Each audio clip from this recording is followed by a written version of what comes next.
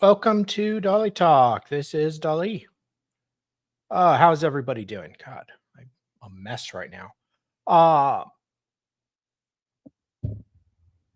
cables everywhere. Good Lord. What is going on? Rushed home from work, got here so we can start at 1 today or 4 Eastern. I know it's early, Mavka. I know. Throwing everybody off. Lefty, good to see you. Hope you're doing well. Louise is here. I know, I was 2 minutes late. Thomas, good to see you. Scott is here. Pepito's here earlier. So yeah, everybody's showing up here. 9 there, Paul. How are you? So today we are starting or continuing the trial of James Ogletree. And it's getting pretty good. We're on day 2, kind of end of day 2. Hoping to kind of power through it today and see what we get to. Thank you, Louise. I'll favorite that so I can pull it back up if I need to. See what we get through today. But it's a jailhouse murder of Marquise Wetherington. And 2 people have been charged. Anthony Cummings went a couple weeks ago, and Cum Dog was acquitted. So, oh boy. Hey, Babu. Yes, Babu. Hi. Next up was James Ogletree, and he's being tried right now.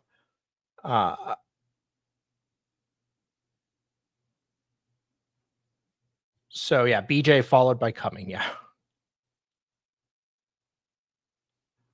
What the hell am I doing here? So yeah, I'm going to go ahead and start it and see what we get through. So it should be cross right now.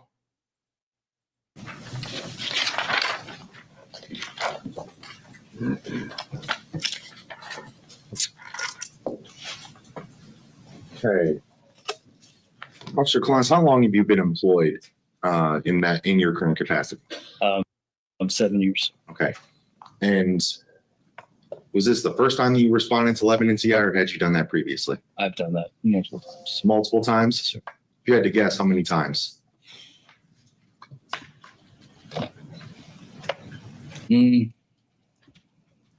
Over 100 times. Over 100 times? Yes, sir. Okay. In that 7-year period? Yes, sir. All right. So fair to say you're responding out to the prison to investigate suspected criminal activity quite often? That's correct. Okay. And what kind of criminal activity are you typically investigating? Any criminal activity inside the prison that rises to a felony. Okay. So drugs, Yes, sir. violence, Yes, sir. like so stabbings, beatings, Yes, sir. homicides. Mhm. Have you responded to homicides previously? Yes, sir. So it's fair to say there's quite a bit of suspected criminal activity happening at Lebanon CI. Inside the prison network. Yes, sir. Yeah. Okay.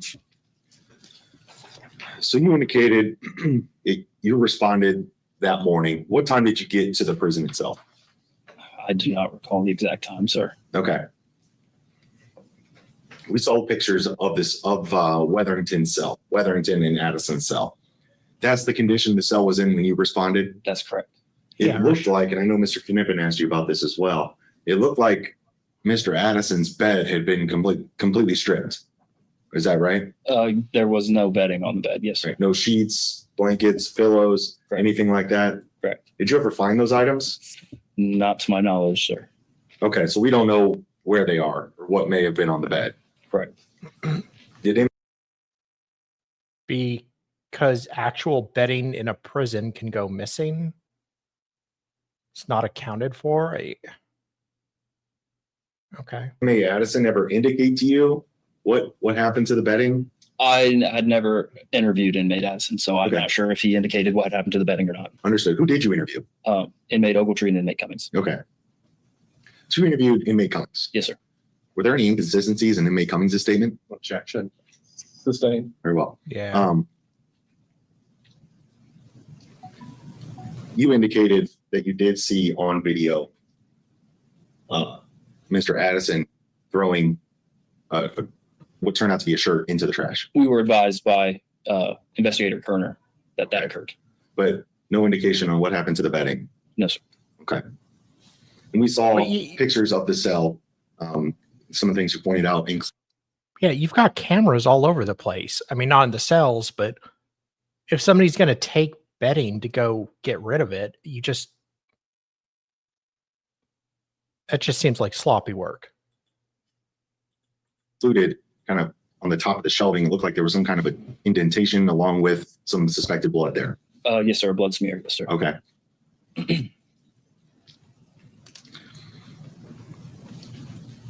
And did you become aware that there was some kind of, it appears to be indicated in Mr. Ogletree's interview, you become aware there was some kind of suspicion over property being taken? That's correct. Did you recover that property?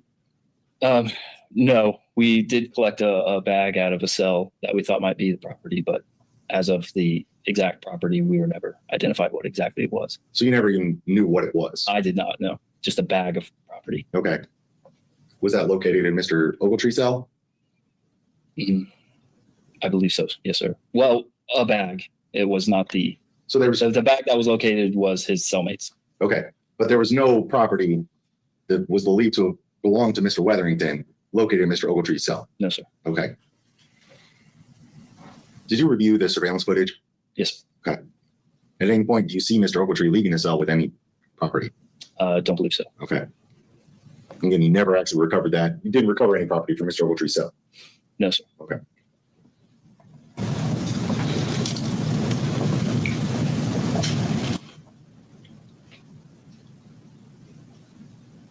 Did you do any follow-up interviews with either Mr. Ogletree or Mr. Cummings? I did not. Okay. Did anyone? I believe so. Okay. And we had pictures here of the Mr. Ogletree and Mr. Cummings' hands. Is that right? That's correct. And you did not take those pictures, but that's basically what you observed. The pictures of inmate Cummings' hands I had taken. Okay. The one of the close-up of the wound on inmate Ogletree's hand, I did not take. Where was that injury located on Mr.? It was on the right hand. Looked like it was kind of like the bottom side of the pinky knuckle. Correct. Okay. So it wasn't like on the front of the hand. It was more so kind of the side here. Yeah, that's what it looked like on the photo. Okay. Pinky. Is that your recollection of it as well? That's correct. Okay. So again, it's kind of fair to say it's kind of the back side of the right hand over here.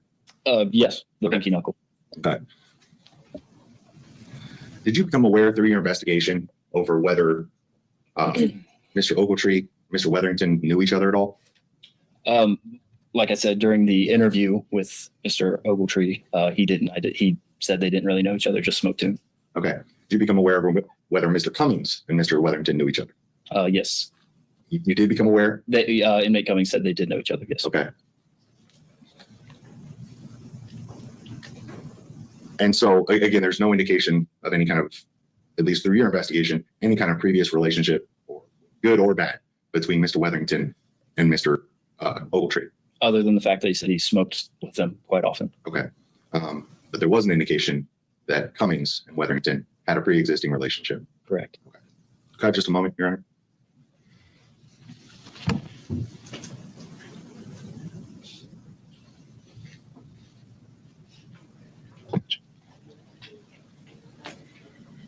So, and did you take the photos of Mr. Wetherington's cell? I did.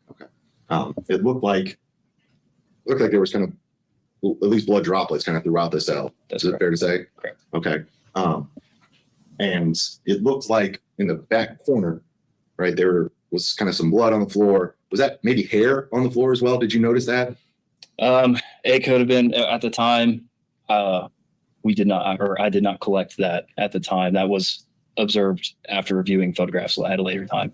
Okay, so nobody actually collected that hair. No, sir. There's no indication. You don't know whose hair that is. No, sir. Okay. And is it fair to say, I mean, looking at the pictures, it looked like that's kind of right where there's some blood there on the floor. That's correct. Okay.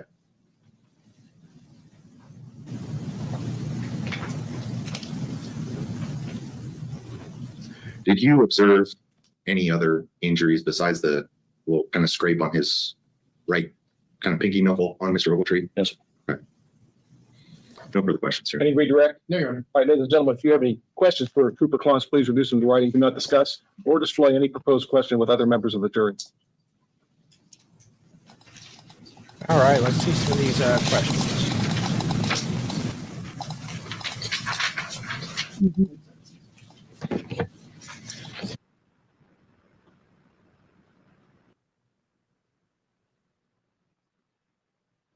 All right, Trooper, the members of the jury have a number of questions for you, and I'll read them and you'll answer them, and then the attorneys may have some follow-up, okay? Yes, sir.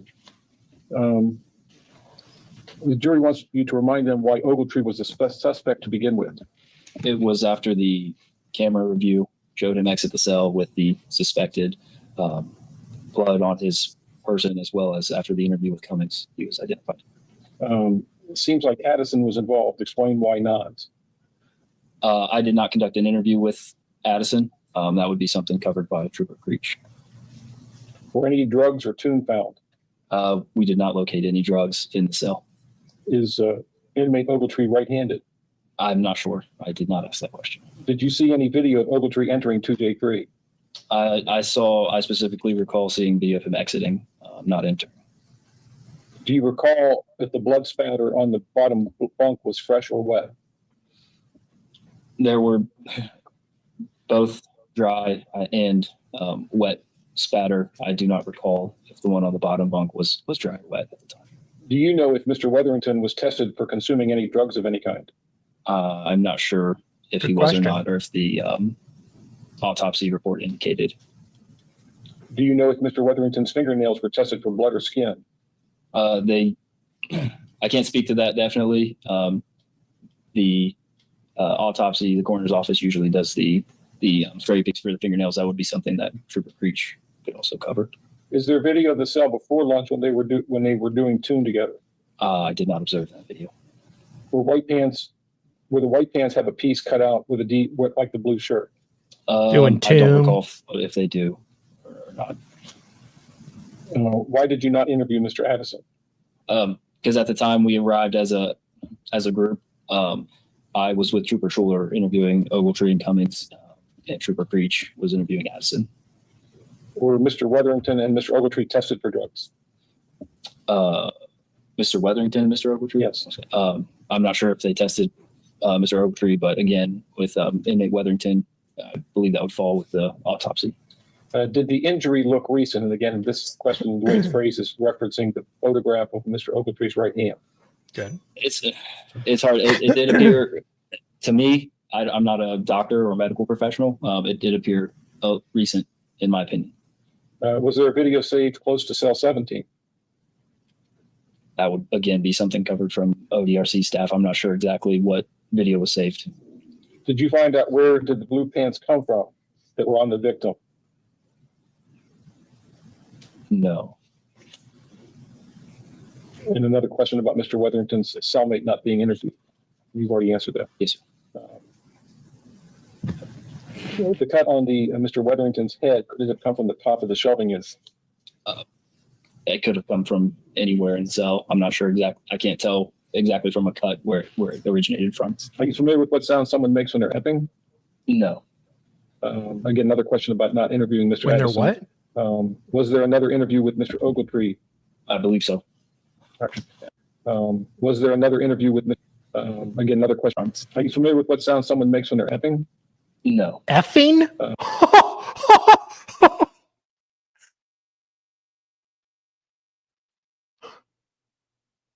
Whoa!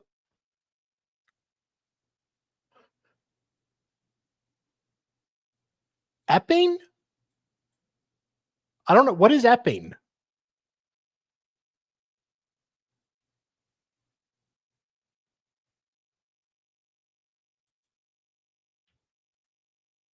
It could have come from And I love that juror wrote it that way, if that's is what he said. anywhere in the cell. I'm not sure exactly. I can't tell exactly from a cut where it originated from. Are you familiar with what sound someone makes when they're epping?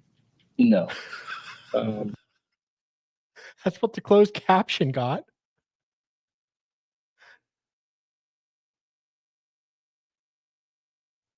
Okay, I'm sorry, but it said effing.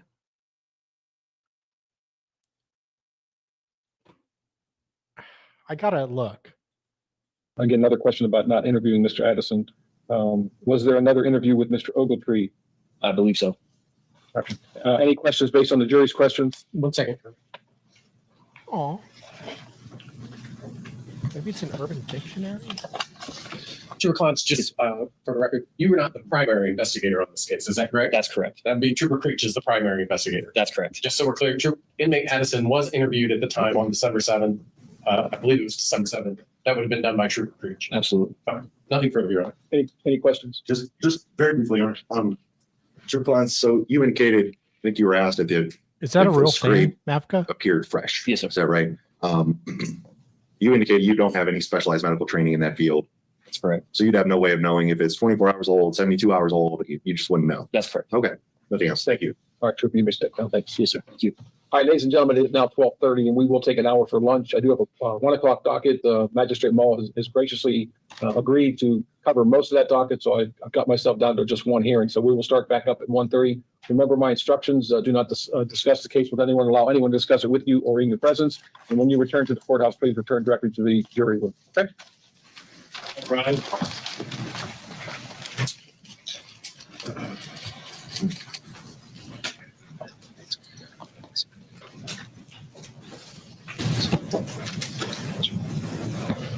Don't ask the prosecutor, Judge. That'll be sexual harassment.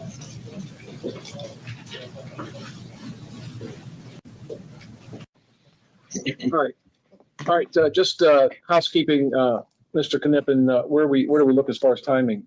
Can you tell if this was an F or a P? Thank you. Judge, we're going slower than anticipated because we have Trooper Creech, we have Dr. Brown who performed the autopsy, and then we have 4 individuals from BCI. So not optimistic that we would get all of them on today. Yeah, I don't care. Just leave them up here for now. Okay. We do have some that have to be on this afternoon, so some may have to be taken out of a logical order. Okay. So it's looking like we're not going to finish your case in chief today. I would think not. Okay. What does that do for our timing overall? Push it back a half a day? I think that's right. That seems right to me as well, Your Honor. Okay. All right. Anything else then before we go off the record? There you are. Not at this time. All right. Thank you all. 65 CR 42403, the state of Ohio versus Daniel Green.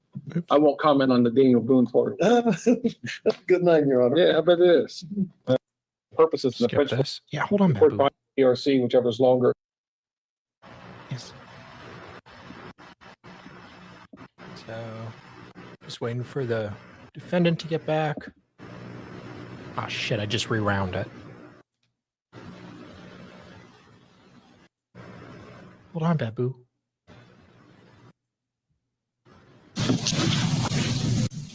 Mr. Name, spelling your last name for the record. It's Christopher Creech. Last name is spelled Creech. And where are you currently employed? I'm a trooper with the Ohio State Highway Patrol, Office of Criminal Investigations. And how long have you been with the Office of Criminal Investigations? Approximately 3 years, How long have you been with the Ohio State Highway Patrol? about 19 and a half years. What other positions have you held with the Ohio State Highway Patrol? I was a uniform trooper for roughly 12, 13 years. And after that, I transferred to the Governor's Executive Protection Detail and then transferred Bragger. to our Office of Criminal Investigations about 3 years ago. What are your duties and responsibilities as an investigator with the Office of Investigation? We respond to any state Found out facility, Vivek might be including prisons, governor soon and and investigate decided to felony get out of crimes that there. happen at those facilities. And there are 2 prisons in Warren County, is that correct? That's correct. Where are they located? Here in Lebanon, Ohio, well, Turtle Creek Township in Warren County. And they're directly next to each other, correct? That is correct. So how do you typically become involved in investigations that occur at a state prison like Lebanon Correctional? Usually we're contacted by the investigator at the prison, or sometimes we'll get the emergency call. We'll go to our dispatch center, then they'll contact us, and then we'll contact the investigator there. Or housewives to go ahead and clean up the house. And is your role, we heard from Investigator Kerner this morning, is your role different than Investigator Kerner's? It is. How do you and Investigator Kerner differ? Investigator Kerner is like a liaison for us. He essentially helps gather information for us, inmates information, videos, but he is not a sworn officer like myself. So is it fair to say he conducts administrative investigations, you conduct criminal investigations? That's correct. I want to turn your attention to the morning of December 7th of 2023. Were you notified of an incident that had occurred at Lebanon Correctional? I was. How did you become notified? We're notified by the Lebanon Dispatch Center, and then we reached out to Investigator Kerner.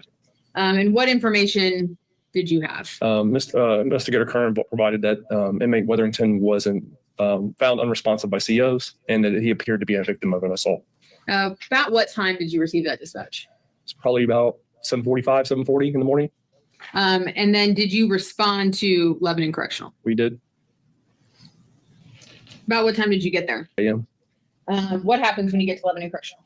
As I approached to the facility, paramedic Girdman and paramedic, I believe Dotson, was leaving the facility for Turtle Creek Township. Spoke with them briefly. They told me that they pronounced Mr. Wetherington deceased about 8 a.m.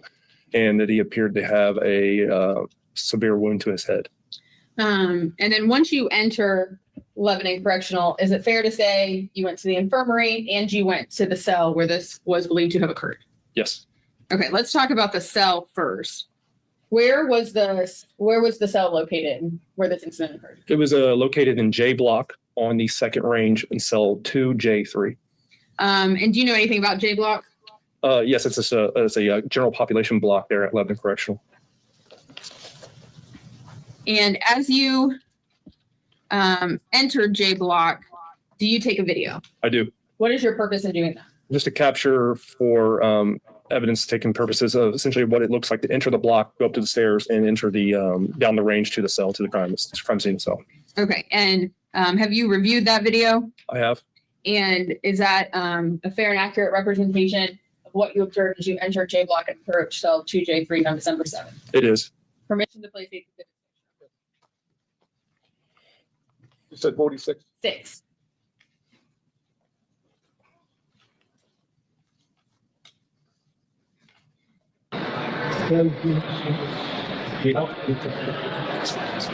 Upstairs? Yes, sir.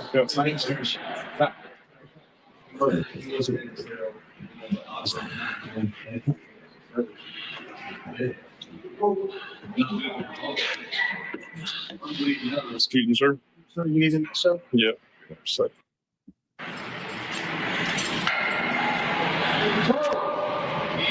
Let me videotape this just real quick, please. Videotaping this. Wait, did he block it out with honey buns? Videotaping this. Let me videotape this just real quick, please. Okay, so the cardboard cutout is a box of honey buns he used. Oh, must know Wade Wilson. I'm videotaping this. If you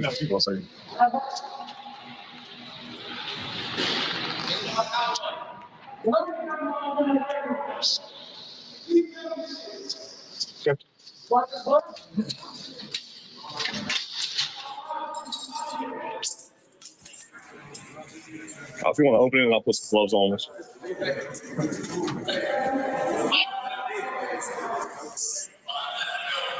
Oh, that bad.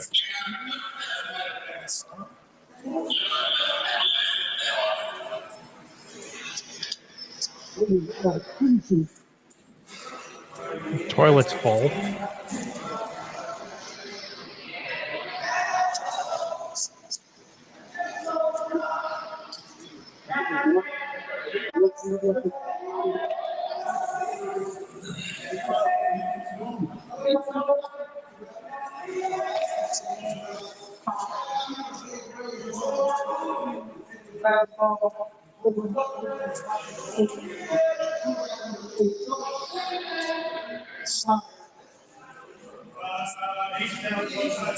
Can you scoot back out? I'll just stick right here.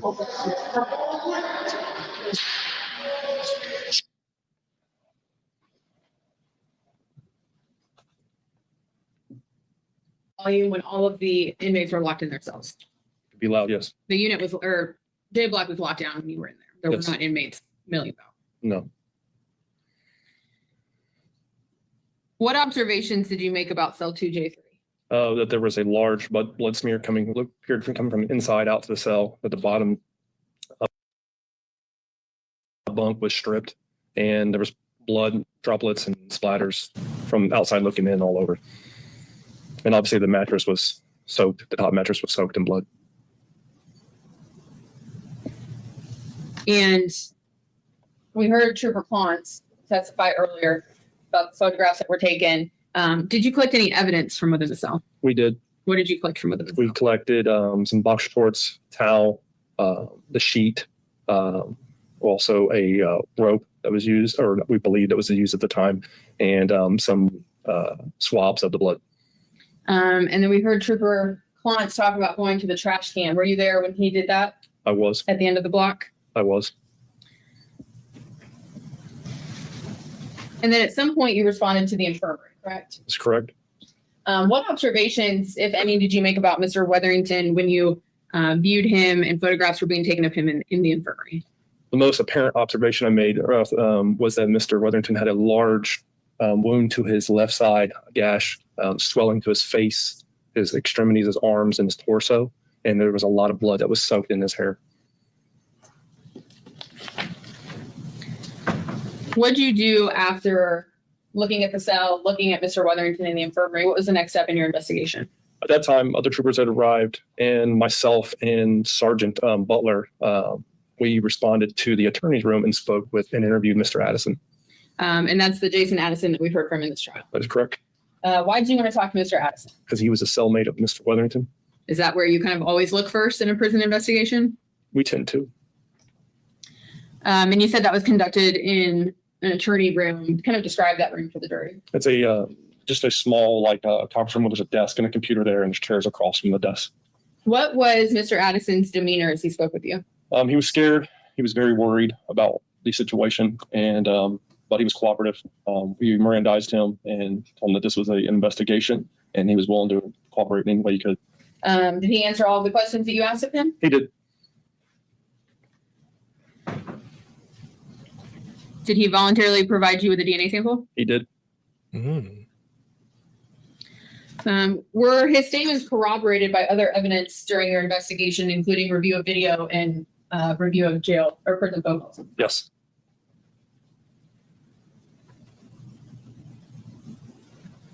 Were you able to confirm during your investigation that Jason Addison was not in the cell at the time of the alleged incident? We were. And were you able to track his movements after the fact on the prison surveillance video? We were.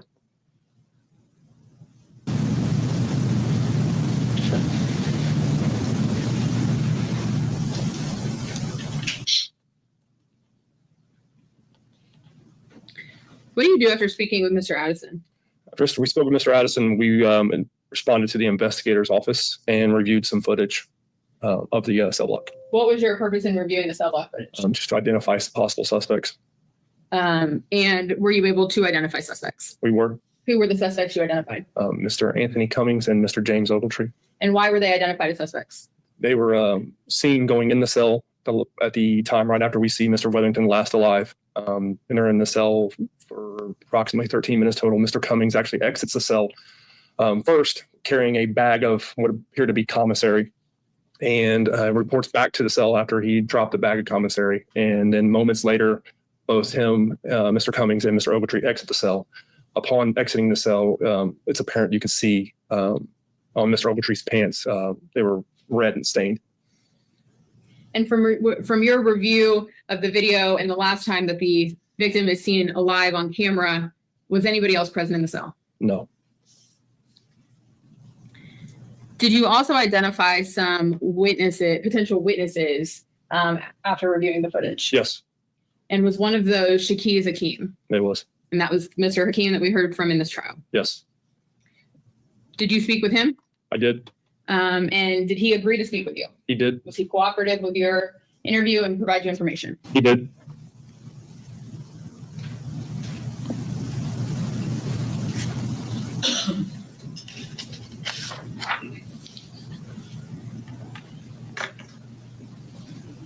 On the morning of December 8th, what do you do as a part of your investigation? In the morning of December 8th, I actually go to the Montgomery County Coroner's Office and witness the autopsy of Mr. Weatherington. And do you obtain a blood card from that autopsy? I do. And what's the purpose of obtaining that blood card? Is to use it for a DNA profile to test it against other evidence. Was that blood card sent to BCI for them to use in their DNA testing that was subsequently conducted? It was. I'm going to approach and show you what's been marked as State's Exhibit 45. Okay, yep, sorry. And ask if you recognize this. And then you have a book.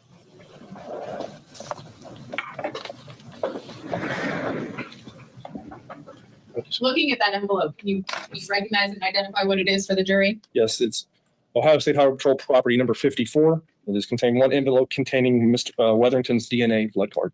Okay. And is there also markings on that indicate that BCI did work with it? Yes, it's the yellow label on the back. Okay. Could you go ahead and open that for me, please? Yes.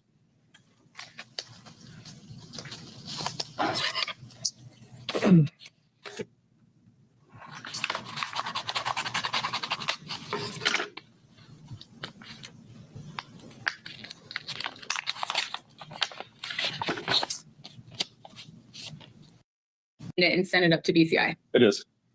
Thank you.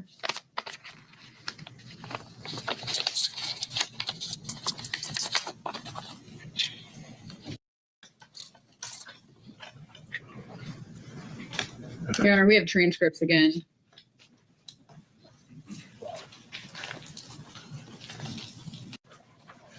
Aw. All right, ladies and gentlemen, if you recall earlier, there are some items here that are blacked out, and you are instructed you are not the parties.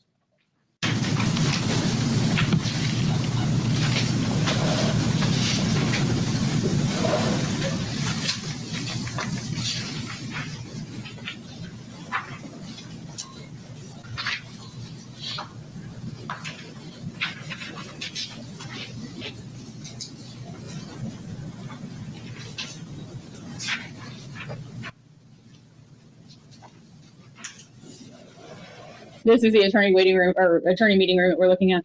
Yes.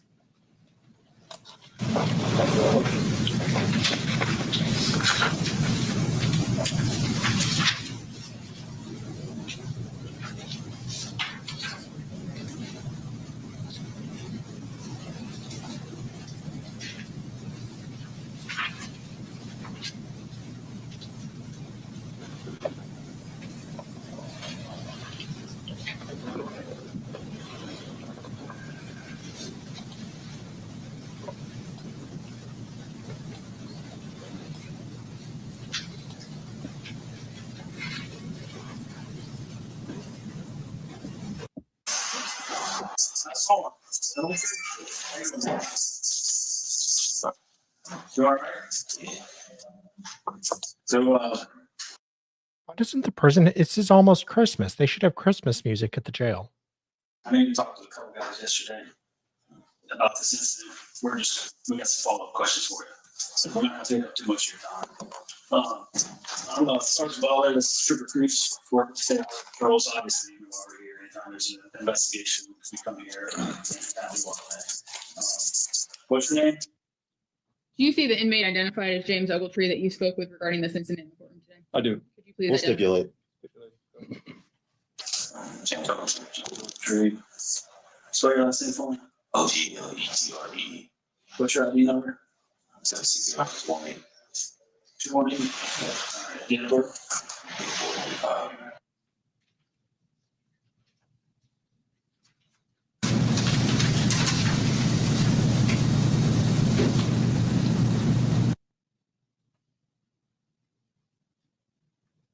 Oh, okay.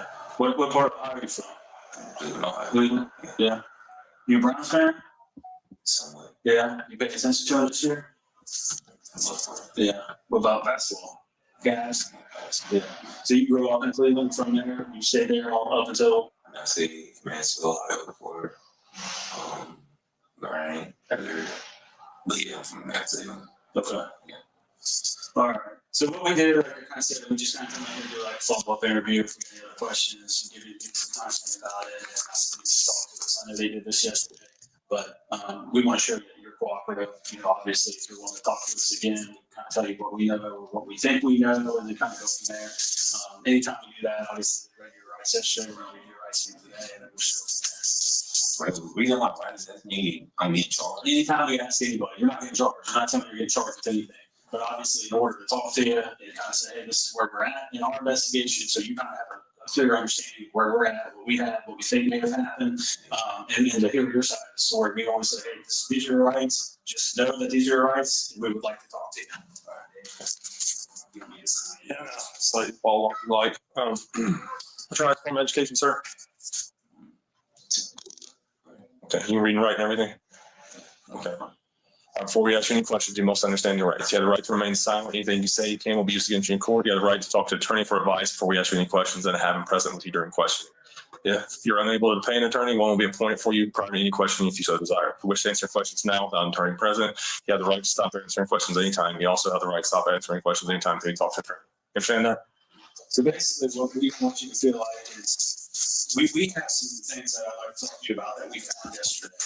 And the conversation that you had yesterday, maybe you didn't know about these things, and being 100% honest with you, I feel like you should know what we've come across and what we have, because I don't want that last conversation to have happened yesterday and that be it. Because we got a lot of unanswered questions that happened, and it makes it look like you were 100% honest. So what we're trying to do is be 100% honest. You see what I'm saying? Because at the end of the day, somebody died. I don't think that was anybody's intentions. I don't think that anybody wanted that to happen, but it did happen. And now we're dealing with the ugly fact that somebody's dead, somebody's family is upset, somebody's not coming home. Just like if this would have happened to you or somebody else, I would hope that you would want us to do the same thing. You see what I'm saying? Does that make sense? Yeah. Okay. Is there anything before we start off, kind of with what we had? Is there anything after you had that interview yesterday that you got to thinking about? Like, you know what? I mean, obviously you got a conscience that I mean, it's not really nothing I can. I mean, because it's like mainly I gave the parts that I know, like what I actually said I was there for. Like, I mean, it's just what other people were saying and I didn't even say. like what? Like, it's like, well, what's going on in the cell afterwards I left? Oh, no, yeah, we're not asking you about it. I will not ask you about something that you don't know about. He's the lead investigator on this case. We're not going to ask you about anything that you weren't there for. Because you can't answer those questions. And I don't want you to speculate or guess or tell me something you're not 100% sure of. The only thing that we're concerned of is the things that you were there for. So, If you want to go over what we actually went over like yesterday, then right. Well, let me tell you kind of what we have. Because there's a difference between you going in there and the injuries being sustained for no reason at all. So just hear me out, because it'll make sense. There's a difference between that of you just walking into, or somebody walking into a cell and seriously injuring somebody for absolutely no reason and leaving them there in the name of dying, compared to if there were other circumstances that happened when you were in that cell. Like, because what we've done is we handle all these cases here in prison that would arise to a criminal offense. So we went back and watched video. So I can tell you what time you went into that cell. I can tell you what time you came out of that cell. So if you went into that cell with Cummings, you know who Cummings is, right? You were in there for approximately 13, 14 minutes, and you came out. Prior to going in, you had the white thermal pants on, right? So if you go in with white thermal pants, you come out with white thermal pants. The only difference is, from the time you came in to the time you came out, there's blood on those pants. We have since collected those pants, so we have those pants. So we know, what we do know is you were in the cell for about 13 minutes. You go in the cell with that blood on your pants, you come out with blood on your pants, right? We have those pants, we're gonna test them, we're gonna see. There's a bunch of blood in that cell. So what we need to understand is what happened and why did that happen. Dude was smoking, like, he was falling over, we was trying to help him. I told him that already. Like, me and Cummings, we all smoking. Right. You don't smoke. You don't go to him. Who? But He do stuff, he was all smoking. stuff. Let me tell you this too. He had the unfortunate experience sitting through that autopsy today. And I can tell you 100% that any injuries that he would have had were not from smoking too. So they would have had something. So listen to me. Let me tell you this. Where we're at right now is not doing you any favors, because we can't explain as to how he got these injuries. If he was, maybe he went down, I don't know, maybe he went down, maybe something happened. I was there for the wig up, like, we was smoking them, like I really wasn't focused, like, I was trying to, so I was like, So who was in there smoking? it was E. Cummings and Williams was in there, but Like me and Cummings smoke all the time. So let's put up we just smoke. Right. We talked to Cummings. All right. So let me just, and again, there's a difference. I want you to be honest because the prosecutor is going to say, how long am I supposed to? Because a lot of these questions, we kind of already have the answer, but we don't know the answer from you. You were in that cell. We were not in that cell. So if you went into the cell because dude was getting shit stolen from him, and he said, you know what, I'm tired of this shit. Like, I'm ready to do whatever I need to do. Like, whatever the case is. Not saying that's the case, but we do know that you and Cummings went into the cell, and it wasn't to go smoke too. I can 100% tell you that. Based on everything that we've done, all the interviews, all the phone calls, we've listened to a lot. It wasn't just in there smoking too. So we have to explain as to how. That's what we put up on me for. Okay, so Smoke tune. To smoke tune, yeah, to get some tune. You want to go get high shit. My God, go ahead, like, come on. He went in there before me. A little crazy room before me. Boom, we go in there. Boom, they was already in the process of getting it. Boom, I go in there. Basically, like we're basically already rolled up, already shit's already. we're not. I'm telling them, what they wasn't rolled up with a vape. That's what they was doing. They was getting high. I didn't touch that man though. For sure, there's no physical. I never got no physical altercation with that man. Facts. Okay, so you're not going to talk about it. Like there's a difference between you just went in there chain assaulting him, or maybe there was a reason why you felt that you had to do what you I had. didn't assault him. There was blood all over your clothes. I tried to So you're telling me. I tried to help him get him up off the floor. So he fell down. He was on the floor. Yeah, I tried to help him get up. Like he was still moving around, saying everything. Like he was still alive. Like, So you go into that smoke too, and then at some point in time, you're telling me, Whoops. how did he get these injuries? they was editing. I don't even know exactly how, because I was by myself. Like, so they was back when they was editing. Like, you could hear it in the room. Like, you could hear it playing comments, both of them editing. Like, What's that? It's all over around and everything. They editing there. What's that mean? Like, editing, like doing shit like they hot, doing Oh. like I'm even leaning, I'm even leaning there. Everybody leaning. Epping. Okay. Well, it's not as funny now, but glad we cleared that up. Falling over. But how was Stutter when one has any injuries? That's yeah, I don't know. What's I don't know. See, they both all over the place. Tracy, You know, this is what I'm what's saying. saying? Do they all time on each other? Over each other. What's saying? Tracy all over the place. This is what I'm saying. Where we think that.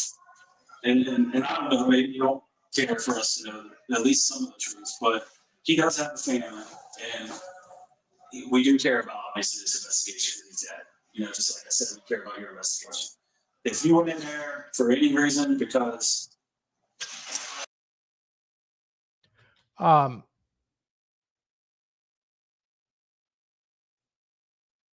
let me see if I can do this. It's nice to have a timestamp on here.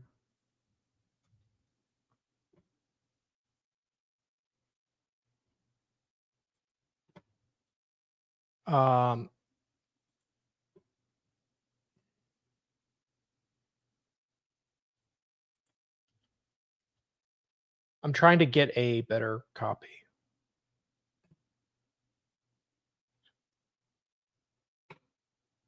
Crap.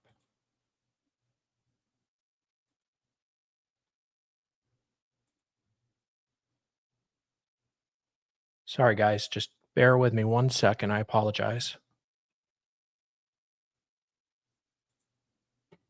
Thought I had it already.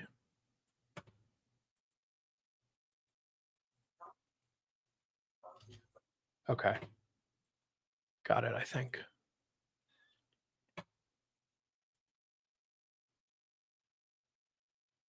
Yep. Okay. Now I'm going to try to load up VLC with the just original video that was not edited. And hopefully, in theory, it'll work. It's been a while since I've done this. you know what, this is what Oh, allowed. What's name? Do they all time on each other? They over each other. What's name? Drake's all over the ground. this is what I think happened. Where we How does that sound to everyone? think happened. And I don't know, maybe you don't care for us to know at least some of the truth, but he does have a family, and we do care about obviously this investigation because he's dead. You know, just like I said, we care about your investigation. If you went in there for any reason because of what happened before that, I don't know, maybe he took something from you, maybe you took We never had no altercations but before. that's not anything. We've done so many interviews, I'm not even hearing anything like that. That's what I'm saying. But it's what the pro. When you watching the camera, did you see us coming? I mean, we not taking each other. It was in the cell.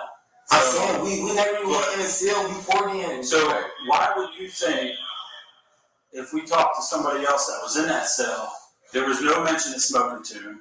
As a matter of fact, I brought that up, and I was told absolutely not. He does not smoke tune. He's never smoked tune, and this is coming from somebody that he would consider family.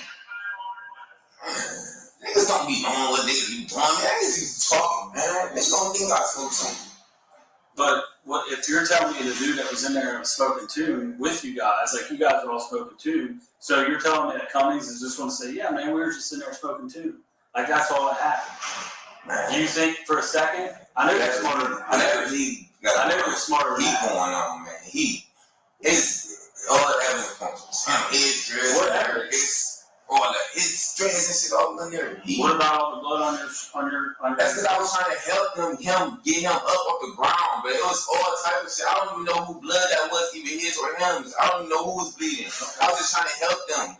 That's all. I was already in there, and I was in a situation where before I leave, these niggas at me, or help the situation, make sure they don't go out in the range, so we all can get in trouble for going in the range with evidence type shit. That's the main thing I was thinking. Or make sure these niggas don't go in the range with evidence. Okay. That's the main thing I was thinking. I didn't even think about nobody getting hurt because in my presence, it wasn't even it wasn't like nobody getting beat or nothing. It was just like these niggas acting, they falling all over the place and shit, doing dumbass shit, tumbling over each other and shit like that. They all in So essentially you went in there, you guys spoke to. but I don't go heavy though. I two-step though. Like they adore that shit. They take big fakes and shit like that. But me, I'm really not even a tune smoker, so I just probably two-step and just or take a little vape and just feel me. Watch. I'm amused by that for real. So you're telling me that, and after whatever, however much 13 minutes go by, then you decide to walk out. Yeah. And you don't want to talk about anything else other than that happened in that cell that you guys were just smoking to me. Because I can tell you right now, if this ends here and this goes past us to the prosecutor, that's not gonna work. In my opinion. Like all we're doing is documenting the facts. Like if you went into the cell and maybe you guys had some beef and you guys worked it out, I can tell you this. I can tell no something that it's gonna prove that we had no beef. We never had no business, never did no bad business, nothing. None of that. I mean, we ain't even had no altercation. None of that. I ain't got no scratch on me, no nothing. That man blood, I helped that man get off the ground. Facts. Help that man get off the ground. I'm trying to do a good thing and help that man get off the ground, man. Okay. That's it. And I ain't touched that man. I ain't physically punched that man. Nothing. No, nothing. I ain't touched that man. Okay. Facts. So many people went in. That man was still up and moving. Like that nigga was still falling over. Because when I helped him on his bed, he was still falling up the bed. He was falling up the bed. Niggas was still going up to the cell. We was about to keep falling and shit. So that's why I know for sure. Like he was still up. He was still going in there. Hella people in there after me. And so if you guys go in there and spoke to him and he's freaking out, why didn't you just say, hey, look, this dude bleeding all over the place. Somebody needs to get a check on this guy. That's normally what happened. We know as long as it's in the cell and the COs don't see it, that's normally what it's every day. So people every reason he got was from smoking too. I didn't even know his injuries. That's what I'm saying. I didn't even know his injuries. You didn't they see didn't blood? say them to me earlier. So you didn't see blood? I seen blood, yeah. I seen blood there. I seen him fall too. Did you seen him fall off his bed? I seen him fall off his bed. Did you talk about that yesterday? What, seeing him fall? Yeah, I told him. You talked about blood yesterday? I remember they asking me, but I really ain't believing it. No, I know you got a lot going on, man. I mean, this is something that this place is a serious situation, and then really, I was trying to be genuine, help this man off the ground, all this, like, and I really didn't even like get in no physical altercation with that man. It was one reason.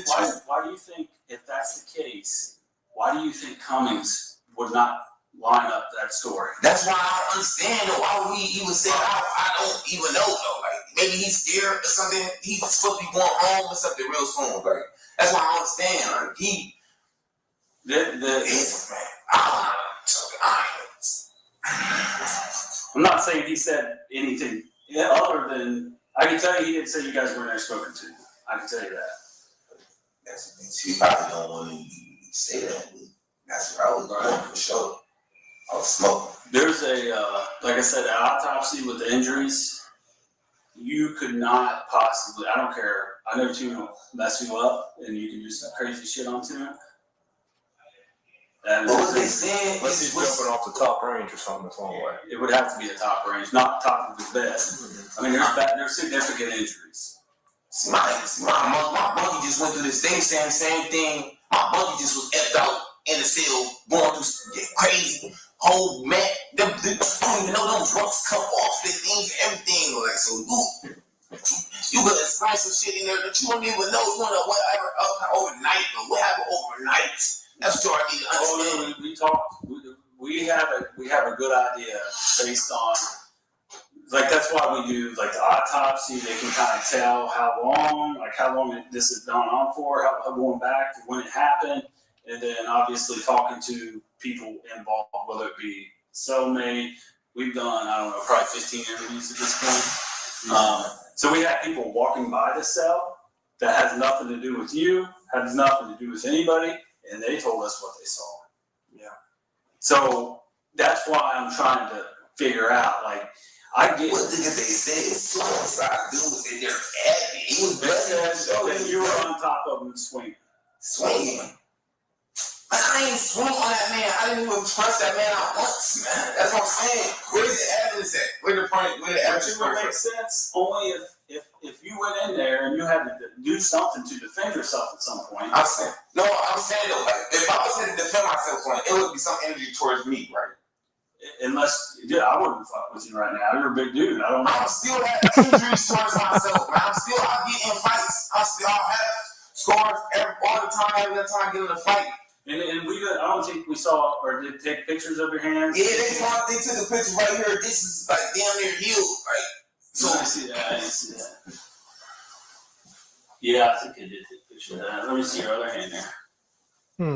That's what I'm saying. Why on top of the nigga crying the nigga out and he got if it's Torres, I'll fight.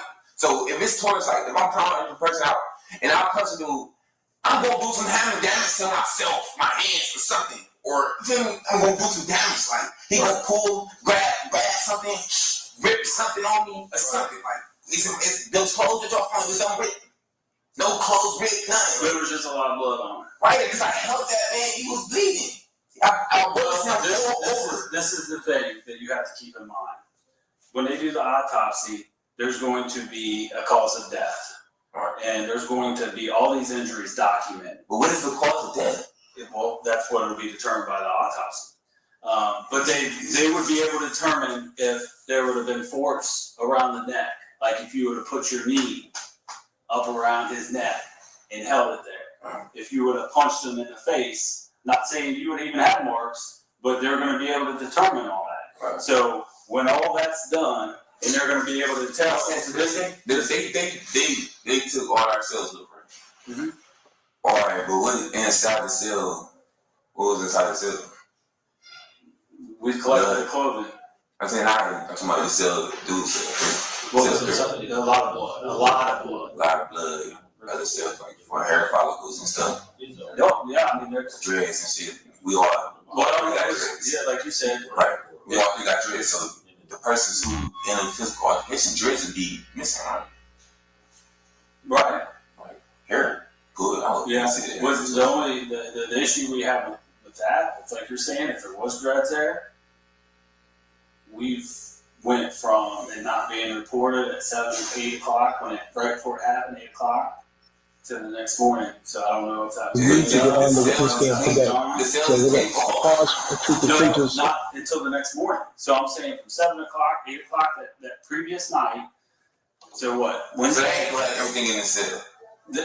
We collected what was there when we found out about it the next morning, but that poor guy telling me y'all left all the evidence there. No, listen to me. We didn't find out about it till that man laid there and died overnight. We didn't come in until yesterday morning. This happened the night before when you and Cummings went into that cell. So we didn't even know about this till yesterday morning. We went to the cell, so we don't. Whatever was there is what. So I'm gonna play it forward from 7 o'clock and 36 seconds. Goes into that cell. I witnessed people going in that cell. I witnessed people getting off the ground again. Who? Like even his cellie. Oh yeah, he helped. He helped put him up top. He was in there hella before all that. Anything when the dude was still effing, he was in there. But he never told us about that. That's what I'm saying. They not gonna tell you all that they trying to hold this shit. He wasn't in there, but I can tell you that Cummings was in there and you were in there. We talked to Cummings. Cummings has given us he's given us some truths that would match up to what happened. That's why I'm saying I'm going to give you about another 2 minutes, and then I'll let you go back to yourself because I don't want to take up too much of your time. If we need That's to know nice of about him. anything else that happened in that cell, If anything happened, it happened to him and Cummings. They Cummings or whatever it happened. And then Cummings brought me in that situation. He came pull up on me, asked me like, what did he ask? To go in there. What's up? You trying to go in there? Other than that, I ain't did shit. So you go in there with Cummings. I was just there. But you were in there when Cummings leaves the cell. Yeah. You were still in there. Because I was trying to make sure because I was really like helping like, because they situated. Did you realize if it was baby? Who was? Them two. Them two. So now you guys weren't smoking to, but they were I fighting. was smoking though. I was smoking. So you guys were smoking to and fighting. I went in there. This down here is mine. The one up here is theirs. Hello, friend Clippy. Thank you again for the gift of membership. You are also very generous this morning. Thank you, God. I appreciate it very much. Thank you, whoever you are. I was gonna get smoke, bro, for sure. Okay. Definitely went in there and smoked. Then what happened? After we was getting hot, now in the middle of smoking, they get to going at it, testing each other. How come there's here's the thing. You went from nothing happened, and then now, because you're finding out that some of these people are telling the truth, like the people walking by. It's he trying to not tell the truth. He trying to not tell what happened. Well, that's why we're here talking to you, but you, for the last I didn't because he basically, I didn't get into no physical altercation. That's basically what I'm saying. I didn't put my hands on that man. Well, I just tried to help him. Blood that on my face because I helped that man get off the ground. I didn't want to leave. I didn't want him to leave my bed. I didn't want him to be left on the ground. So I just helped. We helped him get in the bed. And how did he get his injuries from? That's not anything to say. So you don't want to talk about the injuries? I ain't even saying them. I can't even say I witnessed them. So you don't know how he got his injuries? They were in the cell the whole time. I know they was going at it. I know they was tussling each other, spanking each other, pulling each other hair, all that, choking each other. So you're saying I know that for sure. You're telling me that Cummings and him were fighting? Yeah. Is that what you want to go with? For sure. I know for sure. It's all the evidence you can show. You can see them niggas each other dreads all over the place. You want man, listen no hair. I ain't got no tussle. I was just there. I was watching that shit. Basically, I was just there. So you just there. This brother pulled up on me and said he wanted to smoke. That's the only reason. It wasn't about anything getting stolen.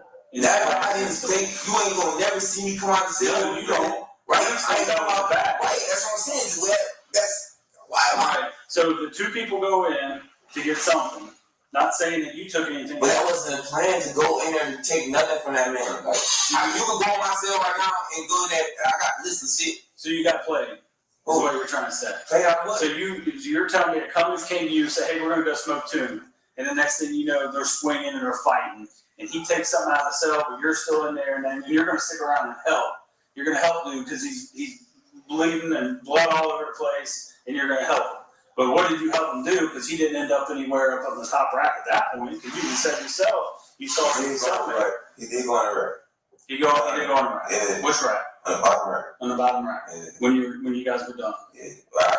We helped him on the rack, like take off the floor on the rack. Right.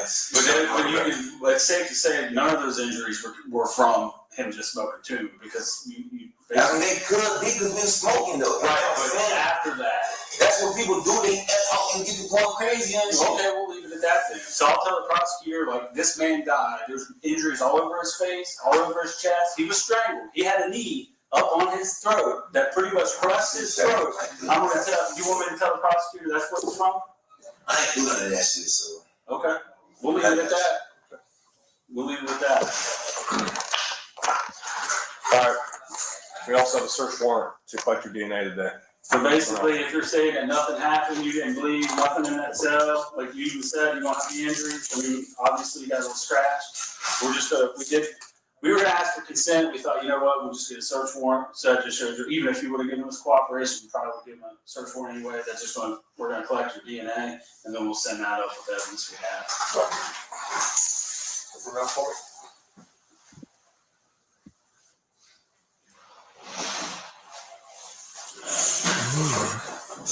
Thank you. Can I have another? all because they want to get out. Hmm? All because motherfuckers want to get out. Well, we just want the truth. And here's the thing.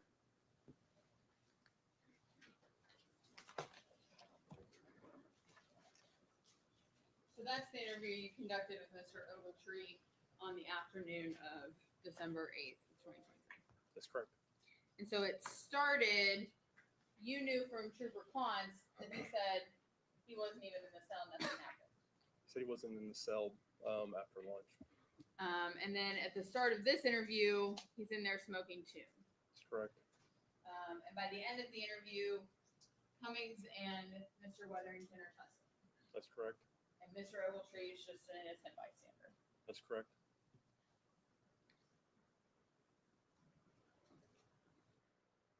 All right. I'm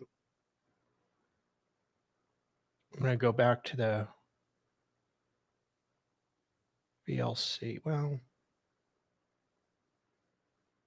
just go forward to the next video because it'll probably play better here.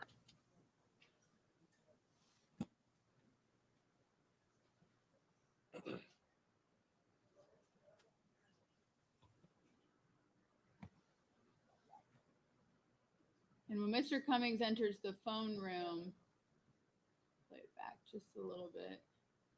Do we see Mr. Ogletree in this camera view? We do. And we're now on the second range camera, correct? Yes. Is this Mr. Ogletree in the blue shorts and the white thermals? Yes. Who is this individual down here in the green shirt? Our victim, Mr. Marquise Weatherington.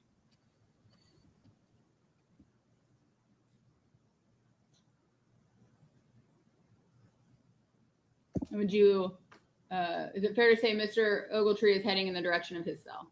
Yes. All right, I'm gonna go to the second video. Mm.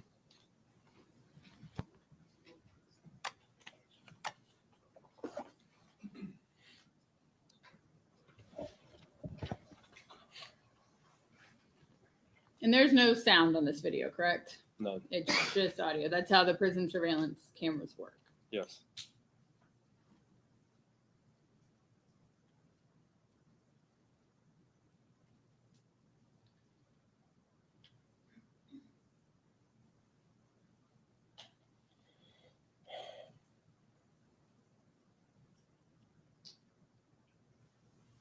And these cameras have the ability to zoom in pretty far. Is that accurate? They do. So I'm gonna play it forward from 7 o'clock and 36 seconds. Again, this is December 6th of 2023. Yes. And what view of the block do we have at this time? You have the view of the first range down here in the day room and the second range and partially of the third range. So I'm playing it. We can see Mr. Weatherington just went into his cell. Is that correct? That is correct.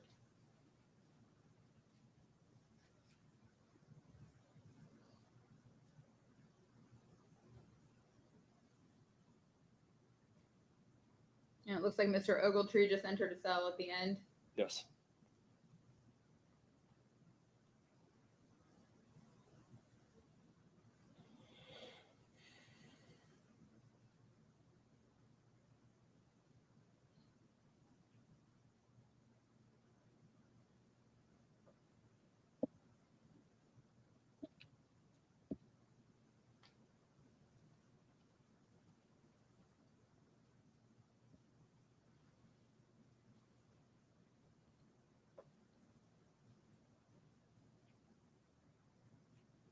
Do we see the defendant walking down the range at this time? We do.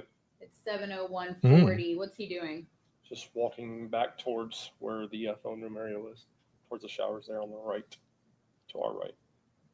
I believe And again, as you observed him walking, It's back this and forth area on the second we're range, focusing did you on. observe any staining on his pants? No.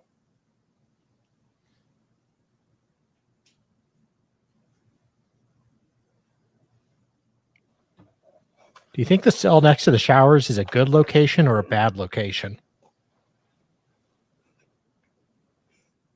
And we can see the numbers on the doors here. Is that correct? Yes.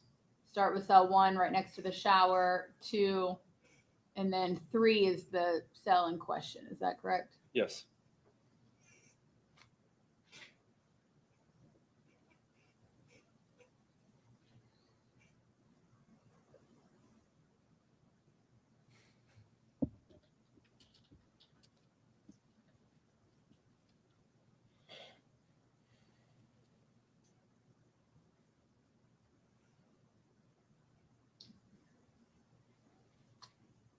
Who's this individual right here? It's Mr. Vincent Wicker.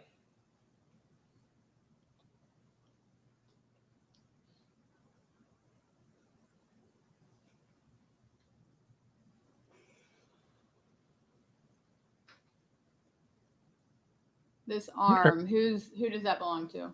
Mr. Wetherington. And when you reviewed the footage from prior to 7 p.m. on the other that had the multiple camera angles, were you able to confirm that Mr. Addison was not in the cell? Yes. Does the camera show that Mr. Wetherington is alone in cell 2J3 at this point in time? Yes.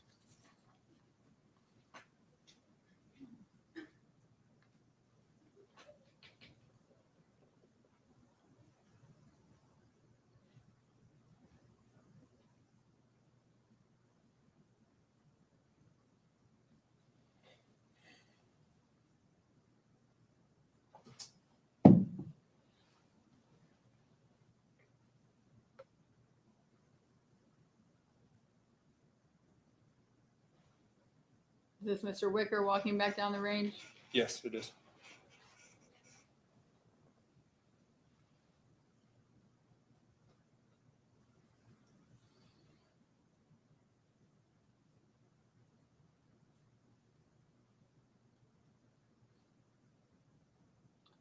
So I'm pausing it at 7:04:05.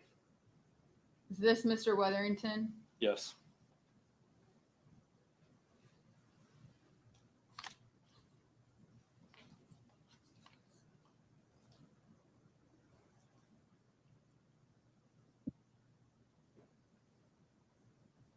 Do we see Mr. Wetherington alive again after this movement he has at the doorway of cell 2J3? We do not.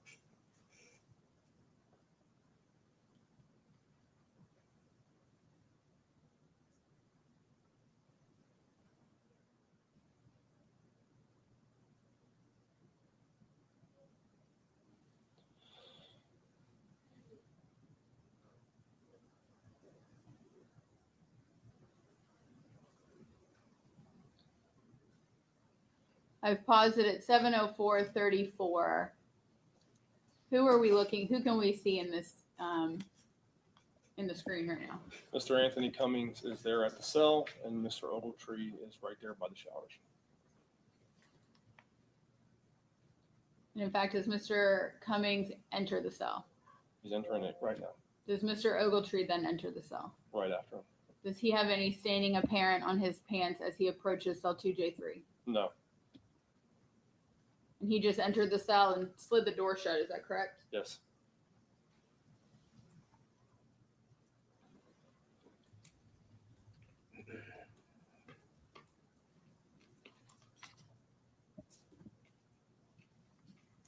Who is this individual right here? It's CO Misty McIntosh.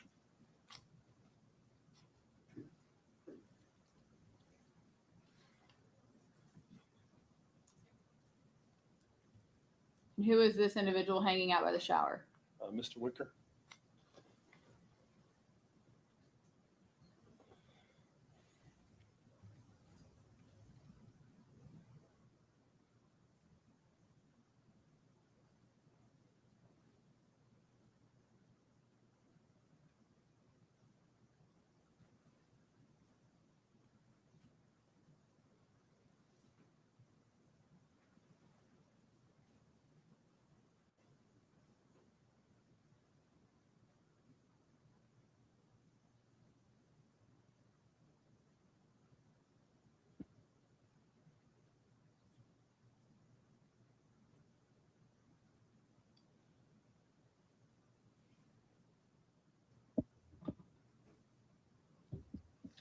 Is it fair to say that at multiple points throughout this video, you can observe the CO walking up and down both sides of range 2?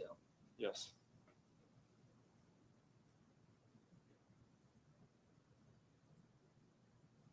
And in your experience, would that be consistent with the range checks that we heard Officer Lay and Officer Potts talk about? Yes.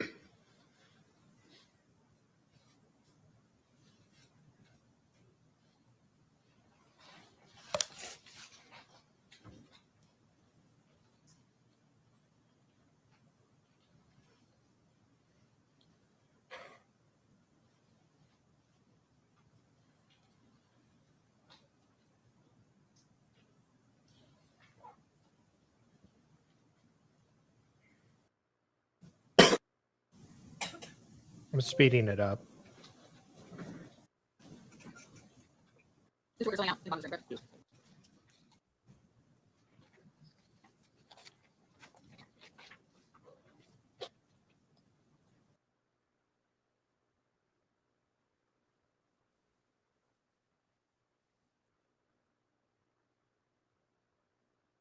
He's wearing a white t-shirt and blue pants. Correct.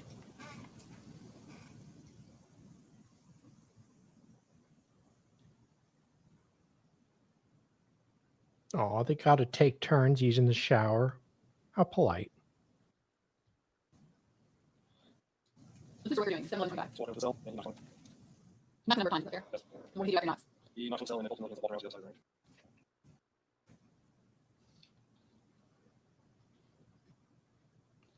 I'm going to back it up just a second. So Mr. Wicker knocked on the door. Is there any response from 2J3? Cell slightly opens.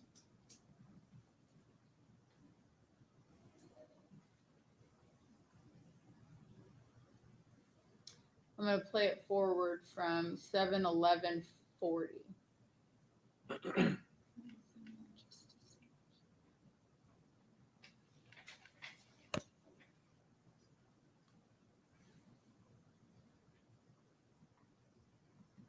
Is that what we just saw? Yes.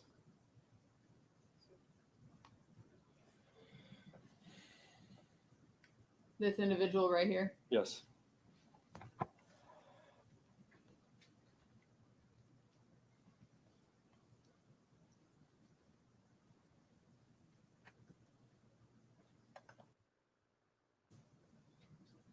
Who's at the door right now? Mr. King? And did he appear to stop for a brief period of time at the door to 2J3? Yes, and slightly shut the door. Mr. Wicker has just left the camera view from the right side of the ring, correct? Yes. Right back in the corner, correct? Yes.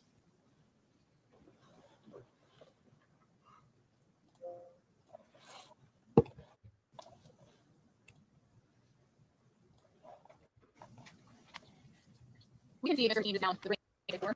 Is that correct? That's correct. And does he appear to be holding anything? Yes. He some His like junk? or some Oh. time papers.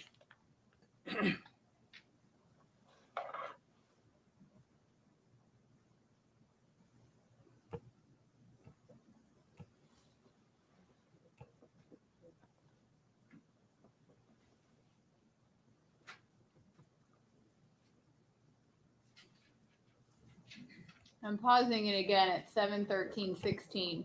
What does Mr. Hakeem appear to be doing? Looking inside of cell 2J3. And again, he's there for a couple of Uh, seconds, but a brief period of time. Nope, Yes. I'm out. Bye.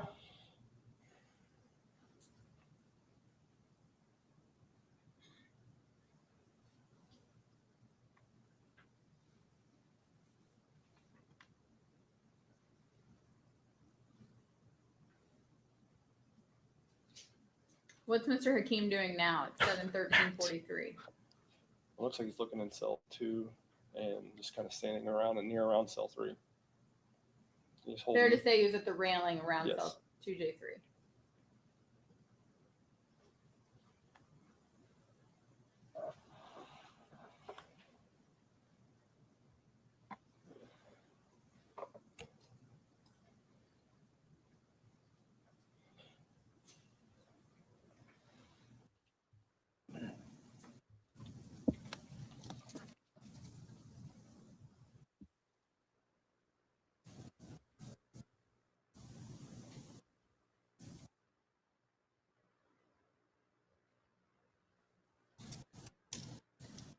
Where do we see Mr. Cummings go?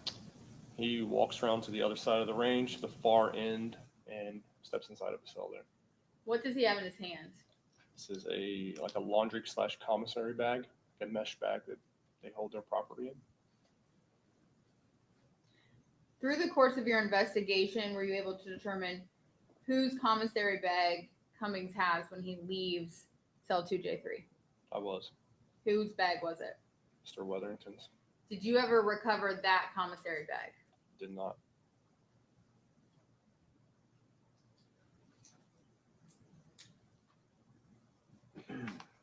So is this Mr. Cummings stepping into a cell down at the opposite end of the range on the other side, Yes. on the left? Yes.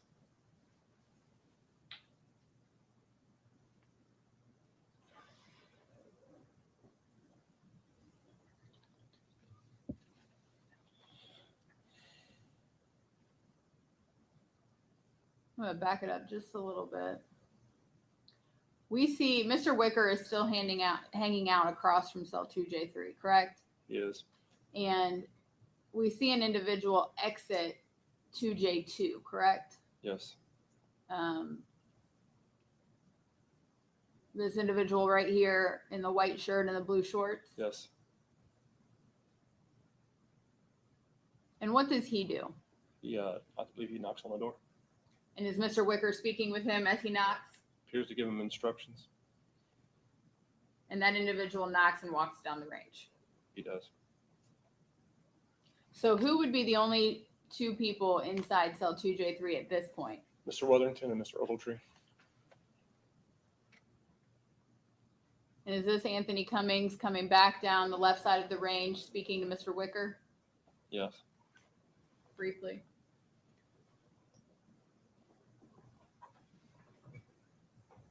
Does Mr. Cummings look impaired to you? No.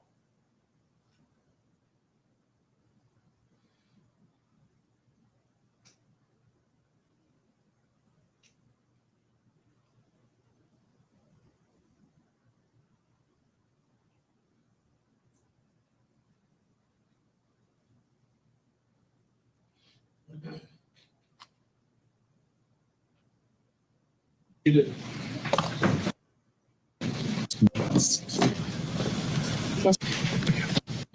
We're going to come for. Go ahead. Thank you.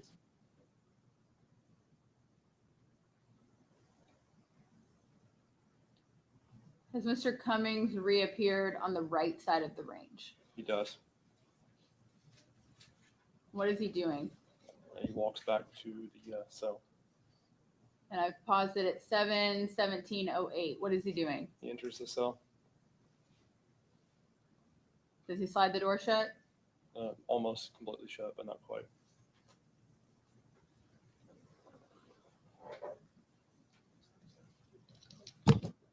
At 7:17:20, who exits cell 2J3 first? Mr. Cummings. And he heads back towards the shower in the phone room. Is that correct? Yes. In that direction on the He range. does. Yes. Who exits the cell next? Mr. Ogletree. Which direction does he head? It's the opposite direction towards his cell area. And when you observe Mr. Ogletree now as he exits cell 2J3, does he have apparent staining on his pants? He does.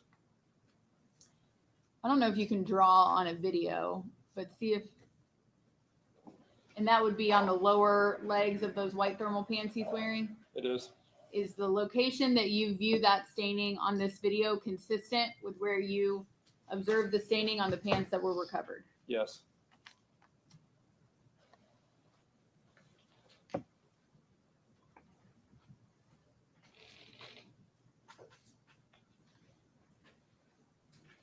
And at this time, the door to cell 2J3 is still slightly open. Is that correct? Yes.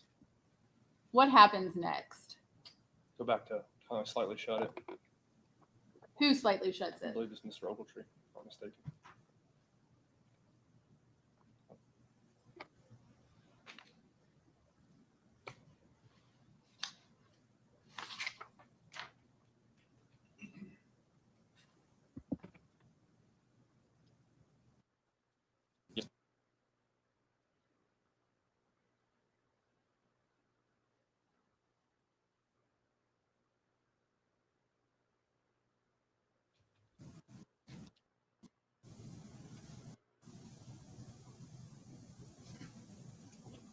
Oh, he's doing a little potty dance.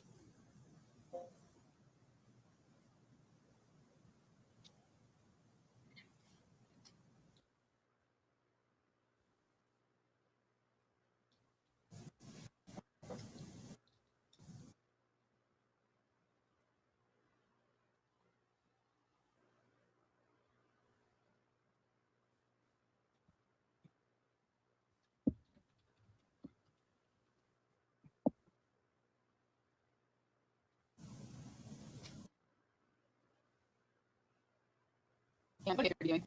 Walking and talking. And Mr. Ogletree, again, is in different clothes than when we saw him 11 minutes ago leave cell 2J3. Yes. All right, I'm now going to skip ahead to 7:57. Between when Mr. Ogletree and Mr. Cummings exit cell 2J3 up until 7:57. Does anyone enter cell 2J3? No.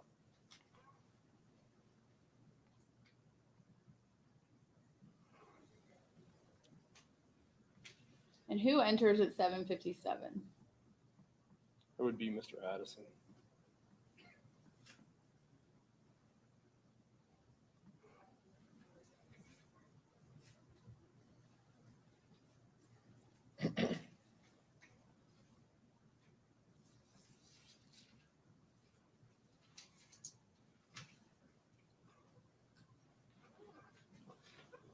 They check his afro for the blanket. I'm going to direct your attention to the bottom range, the day room.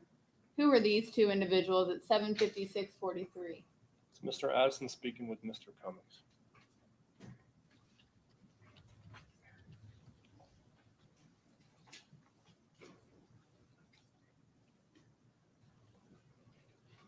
And they appear to be walking and talking, correct? They do.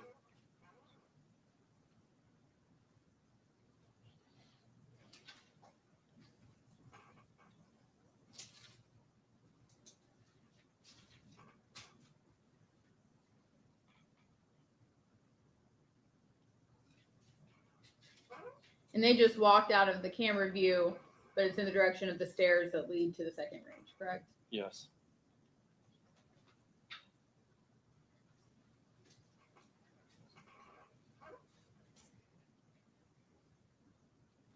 All right, is this Mr. Addison here in the white shirt and the green pants? Yes.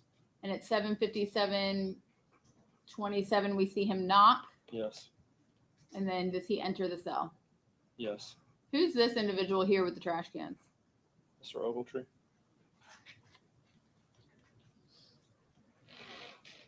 So Mr. Addison is now in the cell, correct? He is.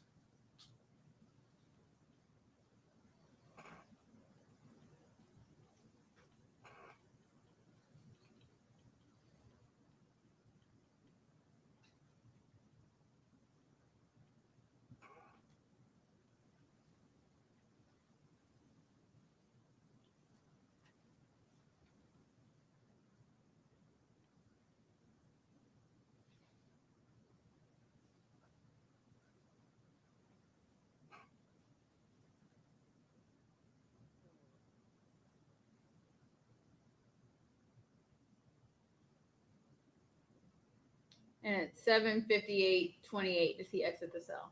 He does. Mr. Addison does. Now you reviewed the prison calls that he made, correct, to his girlfriend? Yes. And he makes the call we listened to with him this morning was at 8:07 p.m. That's correct. So that's in 9 minutes from when he exits the cell. Yes. I'm going to fast forward again. Is it fair to say that between now and 8:12 p.m., Mr. Addison goes in and out a couple of times? He does.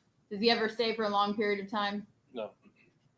Were they similar visits like the one he just had? Yes. And what happens at 8:12? I believe it's him and Mr. Cummings, I believe, enter the cell. If I'm not mistaken.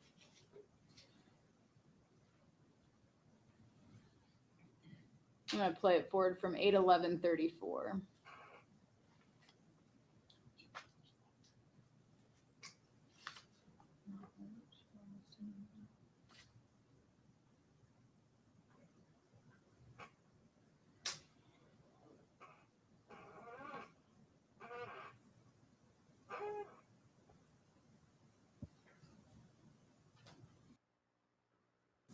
Here.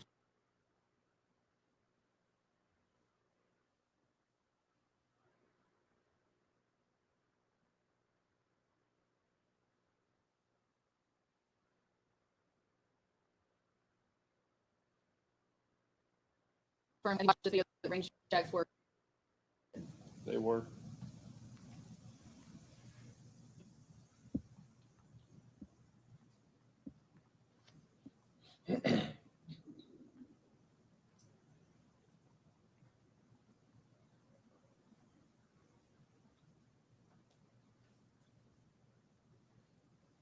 I'm gonna go to 703.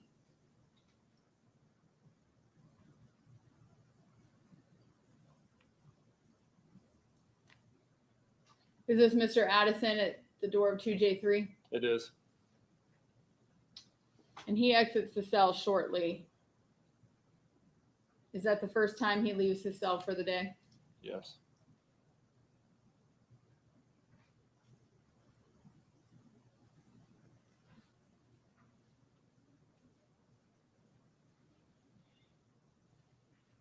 He does appear to have something in his hand. Is that correct? Yes. Is that consistent with a blanket in your experience of what the property they have at the prison? Yes. All right, I'm going to move ahead to 741.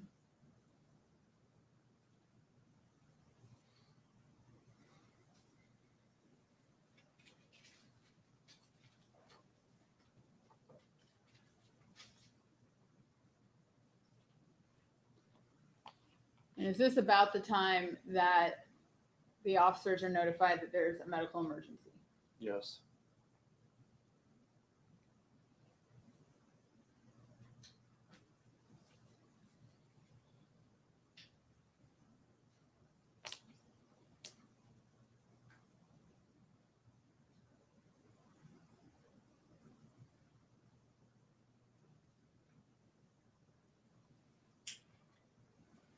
So we see an inmate enter cell 2J3. We do.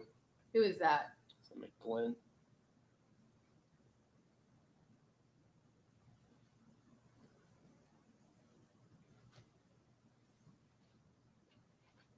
He's in there maybe 10, 15 seconds spare. Yes. And he signals to the COs there. Is that what he's doing now? Yes. This is the direction of the CO desk. Yes. And then do Officer Potts and Officer Lay respond and enter as we saw on Officer Potts' body camera? Yes.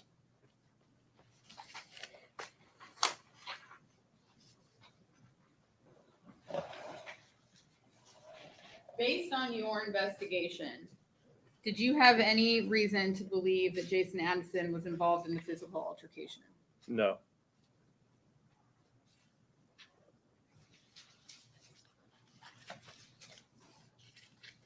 I could have just one moment, Aaron.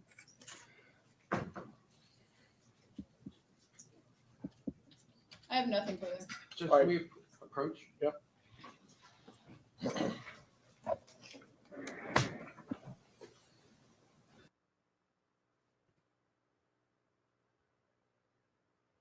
Okay.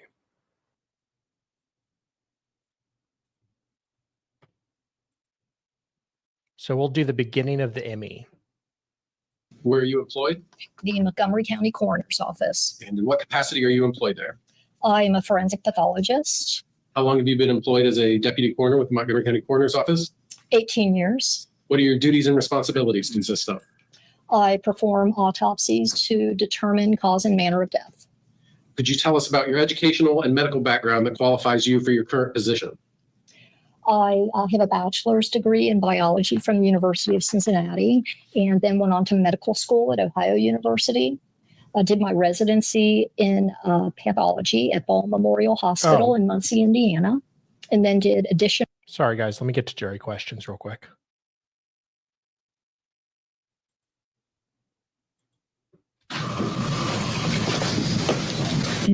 Let me see. Unless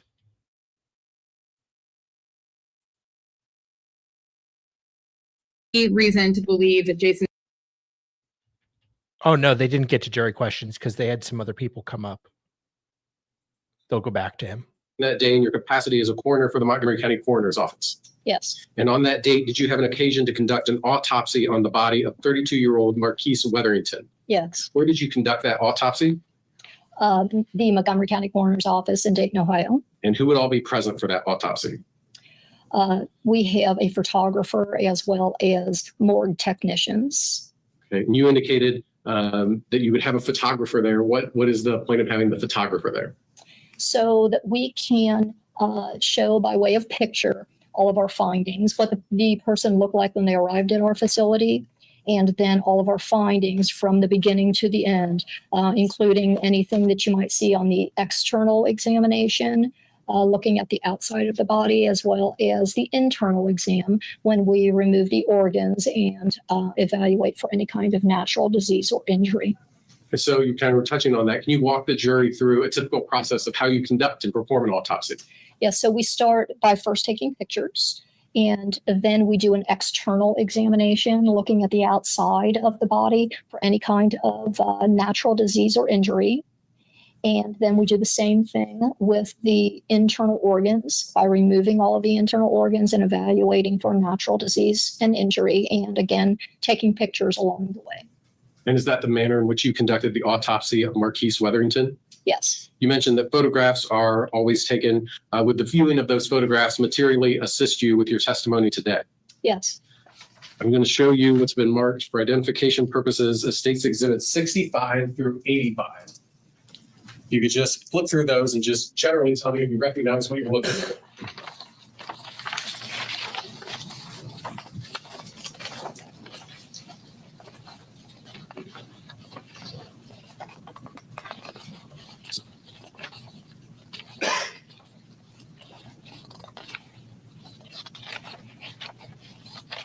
Yes. And what are we looking at in those exhibits, please? These are the autopsy pictures that were taken the day of the autopsy. Do they fairly and accurately depict 32-year-old Marquise Wetherington at different stages during the autopsy? Yes. Let me ask you before we get to the pictures, do you have a height and weight for Mr. Wetherington? Yes.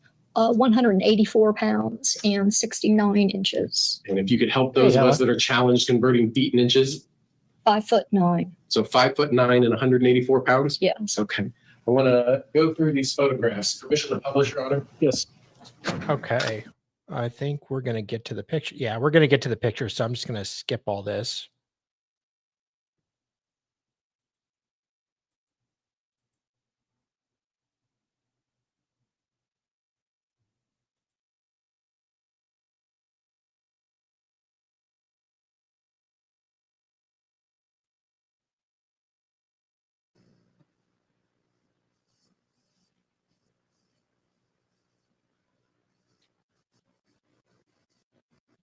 Okay, so beginning of day 3.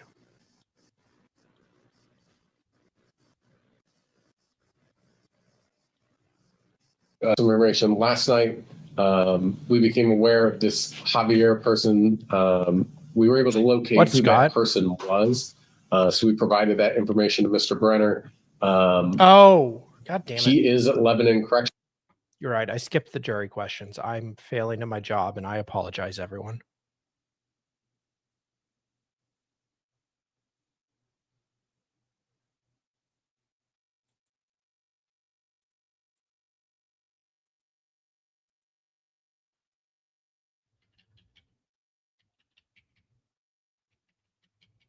There we go.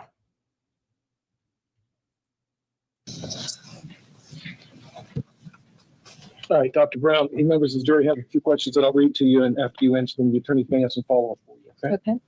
Happy, guys? Would tune show up in a toxicology test? Do you know what tune is? Yes. I do not know that it would have at this time in 2023. We are testing for these synthetic cannabinoids, the synthetic Cannabinoids? But Wait, cannabinoids? Is it Canadian tune? I do not know if it was being tested for at that time. Why was the autopsy performed in Montgomery County and not Warren County? So many of the counties in Ohio do not have their own morgues because it really is not cost effective for each individual county to do that. So there are a couple of counties that do autopsies, and the surrounding counties will all typically send their autopsies to that particular county and have them performed there. It just isn't cost effective for every county to do their own. If medical attention was given within 1 hour of the alleged attack, could the victim have survived? I don't know. I don't know. By the body temperatures or is there no estimate of the time of death? So the a time of death is really variable depending upon the person themselves, their internal body temperature, and their surroundings, all of their environment. It's not a simple calculation to do. And for us in the morgue, it wouldn't be something that we would do there. If something would be done like that, it would best be done at the scene when the person would first be discovered. But at a certain point, your body becomes equal to the ambient temperature. It's not that helpful. Do you believe that it might have been a forearm or leg that had caused the strangulation? Hands, forearms, anything like that could be used to strangle someone. Was there any evidence of a sexual assault to the victim? Oh, So we do swabbing of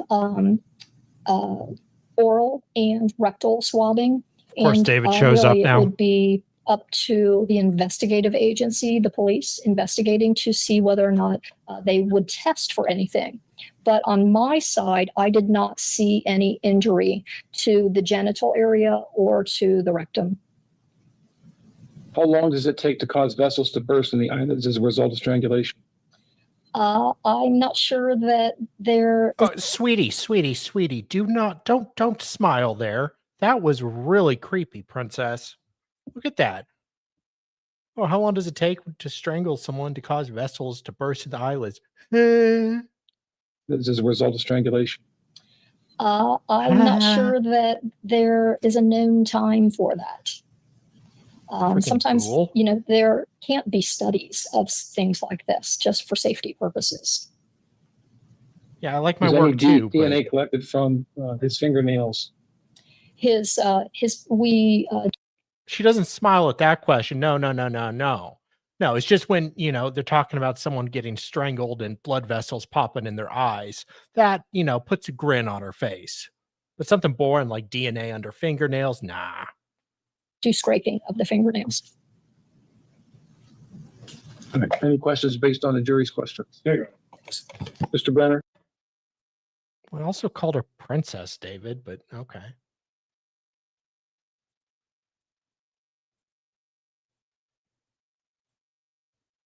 Did I miss anything, guys? So I think he could potentially be brought here today to testify if the defense so chooses. And if Mr. Brenner wants to have him come here, I made some calls to see if logistically that was possible and to see if we needed to start getting the groundwork going on that. And it sounds like it's my understanding that maybe they do want to go down that road. Yes, Your Honor. Okay, so this is a witness for the defense? Correct, Your Honor. This is an individual, before we started day one, we spoke with the court about us not being able to find some people because we didn't know their government names. This is one of those, which the prosecution was kind enough to contact me. What is the name? Javier Lapur. Javier. Yes. Spell the last name. LLAPUR. APUR. Yes. Yes, sir. And he's at LCI. Yes. All right. Judge, I have Sydney is starting work on Transporter order. Okay. So we can text her and send that to you for your signature. And then we can try to get the wheels in motion to make this happen, to get him here. At 1 o'clock. 1 o'clock? Yes. Get it done. Okay. Thank you, Your Honor. Look, you guys are doing it. You don't need Jennifer to do the transport. I'll have Sydney Sydney's send already it. working on it. Yeah, I'll have Sydney. I'll send it to. I'll call. Yeah, have them send it to Jennifer for signatures. You to take the. Jury's here. And then thank you for being here promptly. I apologize for running just a couple of minutes late. It's always something that comes up that I have to kind of shuffle some things around, but I apologize. Everyone was able to follow my instructions overnight, correct? All right, Mr. Kneppen? I think Oh, I'm we sorry. would Trooper Creech would retake the stand. It's crossed. Trooper, come on up. All right, if you remember, ladies, yesterday, we were in the middle of the examination of Creech. We were getting ready to start the cross-examination, and we took a couple witnesses out of order. So we are going to resume with Trooper Creech. Trooper Creech, you are still under oath. Yes, sir. All right, go ahead. Thank you, Honor. Okay, Trooper Creech. So you're the lead investigator on this case, right? And you had indicated, I believe, and I apologize because obviously it was yesterday. I believe you said that you had been in your current investigator role for 3 years. Yes. Okay. In that time, how many cases have you worked involving Lebanon and CI? 100 maybe? 100. I don't know the exact number, Okay. but somewhere in that range. So 100 over 3 years. Give or take. It may be a little bit more. Okay. So just doing kind of the ballpark math, it's fair to say you've got a case coming out of Lebanon and CI every couple of weeks. Sure. Okay. It'd be close. What kind of cases are you typically working? Drug conveyance cases, assaults, felonious assaults, rape, homicide, all types. How many homicides have you worked out of the prison? Lead 1, but I've been assisted with 3 total. Okay.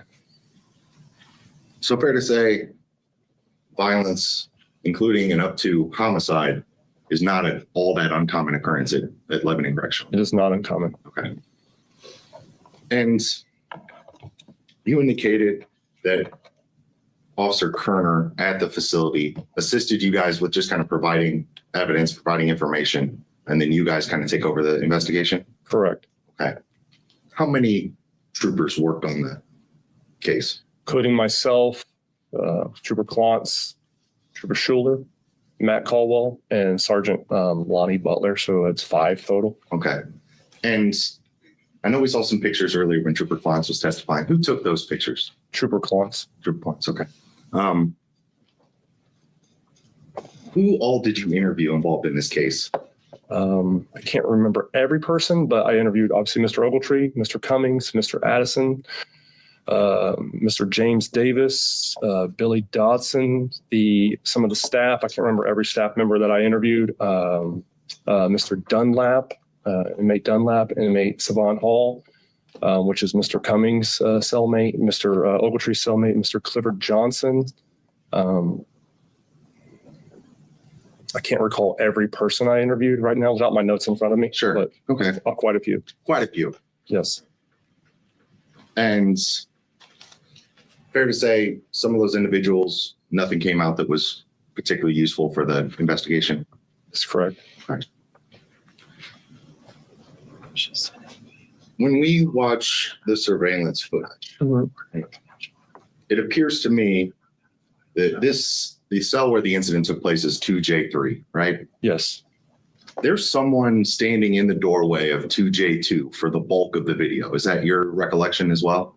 I'd have to look at the video, but Okay. there is people that are in that cell next door to it. Yes. Right. And those individuals he were, comes and goes a couple times, but he's basically standing in the door for several minutes minimum. if I saw the individual, he might be someone I interviewed.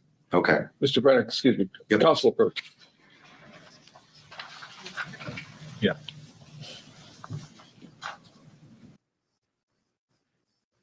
Individual in 2J2. With the individuals that were in the cell at 2J2? Yes. Too? Yes, those were interviewed by Trooper Caldwell. They were. Okay. Yes.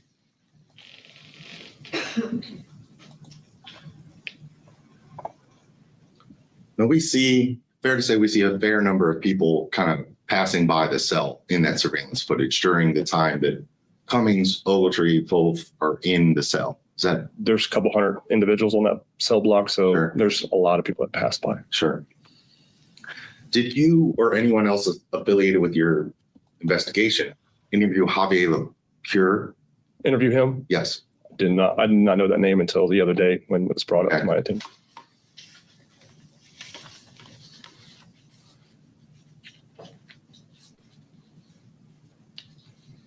So you were not familiar with that individual at all? I was not familiar with that individual until Monday. Okay. Are you aware of whether or not that's someone that's visible on the footage? I cannot identify him in the footage 100%. I never spoke to him. Okay.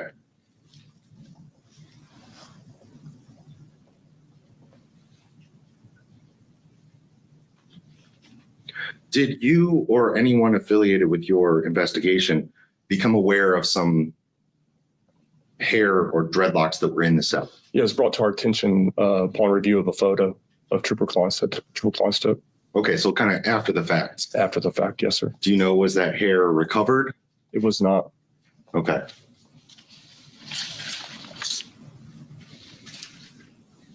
Would that have been potentially useful evidence? Could have been. Okay. My understanding of you in the video, right, when I look at it, when Mr. Cummings, Mr. Ogletree first entered the cell, it looks like Cummings enters first. Is that right? Yes. Okay. And then Ogletree after? Yes. Okay. And obviously, I know you don't have a tape measure with you, right? But if you know, having done a fair number of cases in the prison, what are the dimensions of an average cell? 6 foot by 10'4". 6 foot by 10 I foot. believe it's 10'4", the depths. Okay. Width is 6 feet, Okay. So basically 6 by 10. basically. Okay. And so it's fair to say you got a bed in there, you got a toilet, you got a sink, it looked like in that cell there was a shelving unit. There was. So it's fair to say it's pretty tight in there. It's small. Nice. Got a shelf that is tight.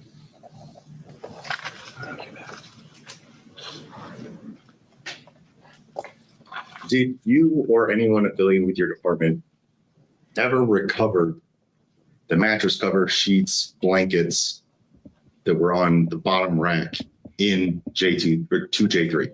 The ones that you could see Mr. Addison carrying out, or Yes, the ones that would have been on Mr. Addison's the bed. only thing that we recovered that was from not inside that cell, outside that cell, was a shirt that was addressed to Mr. Weatherington, had his name on it, in the trash can on the second range. We never Okay, recovered that blanket. So we don't know what happened to the sheets, bed covering. We do not. Okay.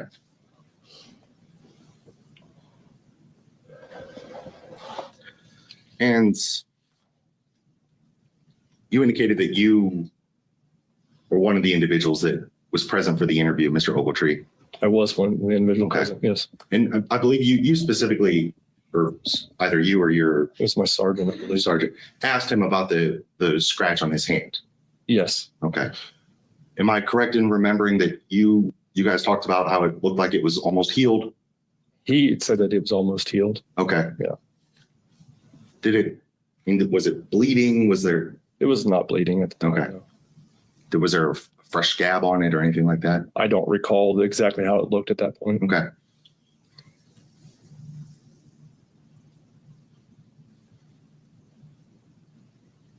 Was there ever any kind of weapon recovered? No, sir. So we saw, both in the autopsy and in the photos, where there's a couple of gashes on the side of Mr. Weatherington's head. Yes. Were you or anyone in your department able to determine how those gashes got there? We could not 100% say how they were, like if it was a weapon used or hands, fist. We can Okay. tell you. Did Mr. Ogletree have broken bones in his hands? Not that I'm aware of. Okay. Bruising on his hands? Other than the cut on his hand, that's the only thing we observed. Okay.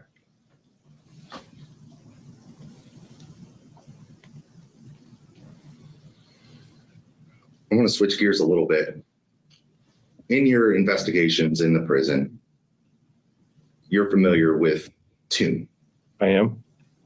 And my understanding, correct me if I'm wrong, is that tune can be any number of things. Could be all types of drugs. Okay. But it's something, fair to say, in the prison, supply and demand, right? Just like anything, yes. Right. People want to get high, they're going to use what they can to get high, It's fair to say. right? And kind of limited availability. It's not like you can go down the street and buy beer or whatever, Right. right? So tune can be any number of things. Could be. Okay. What are some of the things in your experience and investigations that you have seen being described as tune? It could be synthetic cannabinoids. It could be fentanyl. It could be as simple as bug spray.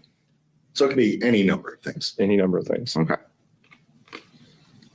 But that is something that you've encountered previously. Yes.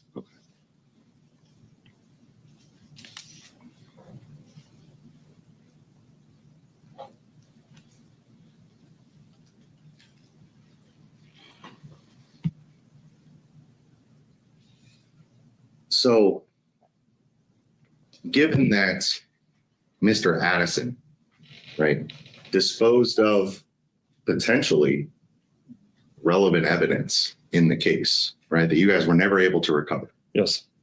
why was he not treated as a suspect? I submitted the case to the prosecutor's office and the charges are cited up from that point. Okay. So the charging decision wasn't up to you. I don't make that decision. Understood. And none of the individuals, and I guess other than the witnesses that we had here today, and the individuals in 2J2, right, some of the other individuals that were walking past the cell that you would have interviewed, and did they give you any indication of what they knew or what they heard that was going on in the cell next door? Other than Mr. Akeem, he said that, he walked by the cell and he saw what happened. So he's the only one. He's the only one that gave me was able to identify that there was a fight and identified Mr. Ogletree and Mr. Cummings and Mr. Weatherington in the cell. Okay. In your experience with investigating prisons at LCI, and there's another prison in Warren County too, right? Yes, So fair to say LCI is not the only prison that you've been involved in investigations in. that's correct. Okay. In your experience of investigating, felony crimes in multiple prisons, right? Do inmates tend to be cooperative? Well, for me, a lot of them actually are cooperative with me. I do get a lot of statements from inmates. Now, is everything the truth always? That's up for debate, but I get a lot of people to talk to me. It happens all the time. Okay. And are you familiar with gang activity in the prisons? Of course, Yeah. And does that lead to violence? can. Are there, to your understanding, right, are there kind of unwritten rules or prohibitions about snitching? There's a culture of snitching for sure that it's frowned upon. Right. And there could be repercussions. There can be.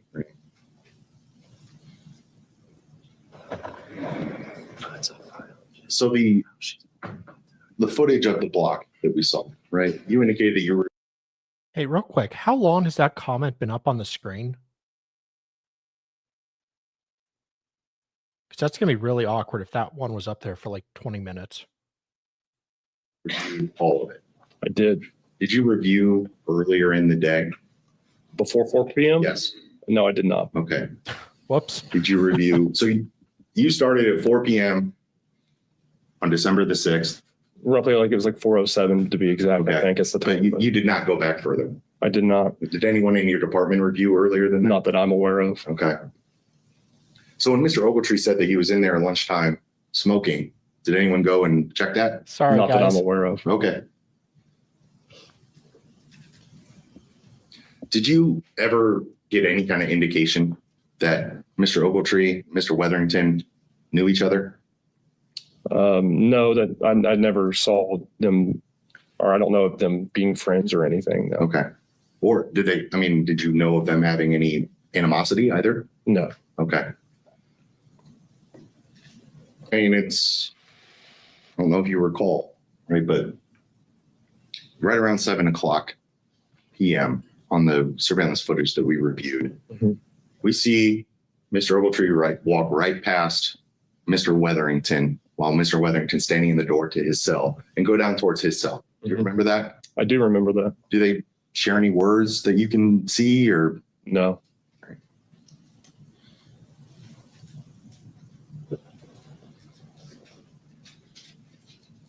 And during the scope of your investigation, right, did you discover whether Mr. Addison ever reported what happened to COs?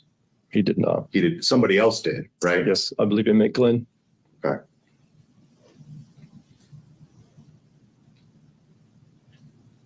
And my understanding of the video, my understanding of prison procedure is that basically, he just kind of goes like, hey, we need help up here. And that's all it takes.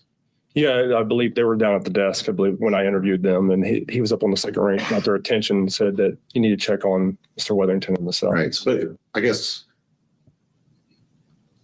it's not exactly some kind of complicated endeavor to get the assistance of a CO. No. Right. You just kind of get their attention and they Sure. come on over. Yep. Right. Okay. And fair to say Mr. Addison never did that. He did not. And fair to say throughout the night, and in fact, the following morning, COs are walking past the cell regularly, They were. right? In fact, the morning before, Mr. Glenn alerts COs, right? There's a CO walking up and down the range, and Mr. Addison never said, "Hey, I need some help." He did not.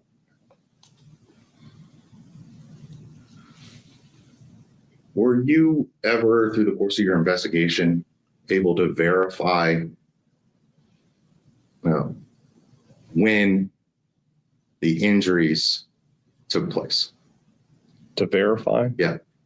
Well, the last time he would see Mr. Weatherington and is between, I believe it's 7:04 p.m., never exits the cell. Sure. And when Mr. Ogletree and Mr. Cummings leave, Mr. Ogletree's covered in blood on his pants, and Mr. Ogletree and Mr. Cummings had told me that assault occurred during that time, why they were in the cell. Did you have any indication over whether a subsequent assault took place? Explain that again. Well, so you indicated, we never see Mr. Weatherington outside of his cell after about 7:04 p.m. Yes. Right. There are other, Mr. Cummings goes back in the cell later on, right around 8 o'clock. Yes. Mr. Addison's in the cell all night. Mm-hmm. Right. Do we know what took place subsequent to that initial incident? What took place after they left the cell? Yeah. Oh, other than what Mr. Addison said, and that he had, Mr. Hamm and Mr. Cummings had moved him to the top rack, other than their testimony and what their interviews told me. But Mr. Cummings and Mr. Addison both said that they admitted him moving to them, Mr. Weatherington, from the floor to the top rack. And fair to say, my understanding of the evidence when we watch the video, we go through what's been provided, right? It looks like Mr. Cummings, the blood is on Mr. Ogletree's pants from like knee level down, right? Yes. Did you obtain the other clothes that he was wearing? We did. Was there blood anywhere else on him? There's blood on his shirt. On his shirt? On his shirt. Where was it? In the trash can. No, where was the blood located on the shirt? I'd have to look at the picture. I couldn't remember exactly. And I believe you indicated, you responded that morning of December 7th. Is that right? Yes. Okay. What time did you guys get there? Just after 8 a.m. Okay. So at that point, when you guys respond, right, are they still attempting to undergo life-saving? No, I believe I testified yesterday that Mr. Girdman and Mr. Dodson, the paramedics, we met them outside and they told me they'd already pronounced him deceased. Okay. When we arrived there, he was already moved to the infirmary. Okay.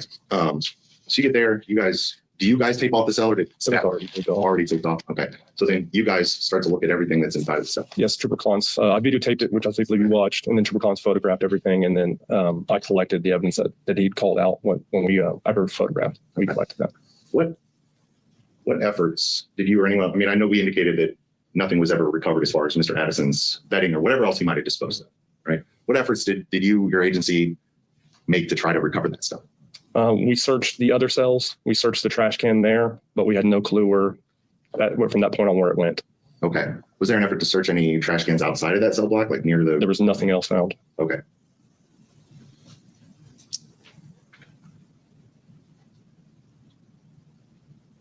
Could I have just a moment?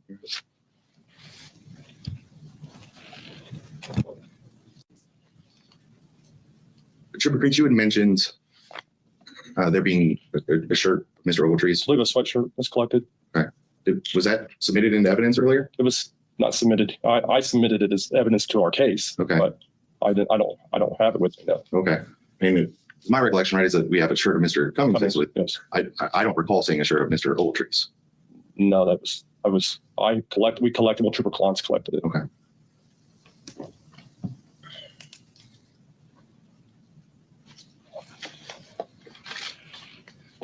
And as you indicated, right, tune could be anything, right, any number of things, right? So when we say, right, that there was no positive test for any kind of illegal substance, right, given that we could be talking about bug spray, is it fair to say, how do you test for bug spray? I can't say that. I'm not a scientist, so I can't. Understood. Yeah. I don't know how they would test for it. Okay. Given that it could be any number of substances, right? Obviously, as you just indicated, you're not a scientist, you're not a toxicologist, right? But in your experience, if you don't know what you're testing for, is it fair to say that it could be difficult for that to pick up that? It could be. And did you or anyone else in your department recover any property of Mr. Weatherington's from Mr. Ogletree? Repeat that, I'm sorry. So we see Mr. Cummings leave Mr. Weatherington's cell with the bag, Yes. right? Yes. Mr. Wicker testified that he was given something out of that bag. Did you ever recover anything from Mr. Ogletree or Mr. Ogletree's cell? Of that bag? Yes. Bag, no. Or anything that belonged to Mr. Weatherington? Not that I'm aware of, no. Okay. And it's fair to say, I mean, we see in the video, right, after Cummings and Ogletree leave Mr. Weatherington's cell, right? We see Mr. Ogletree out on the range, right? We do. Right. So I guess what I'm asking, it's not like he just went back to his cell and never left again, No, he was out in the range. right? He's out on the range. He's talking to people. It looks like he goes down to the showers. Yes. Right.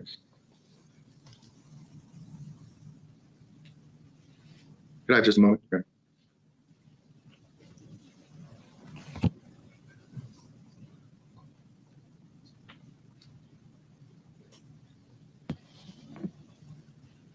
Trooper Creech, so I know you talked a little bit, you've had some experience investigating drug cases at the prison, right? You're at least somewhat familiar with tunes.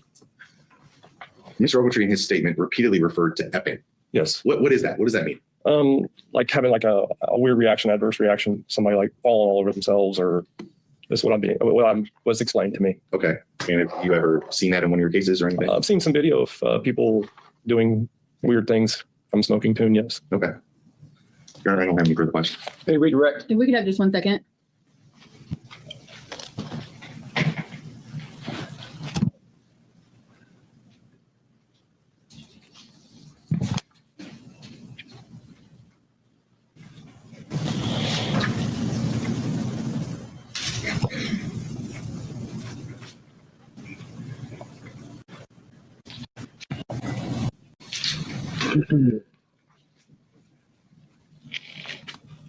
Mr. Brenner talked to you about the number of people you talked to, inmates are cooperative.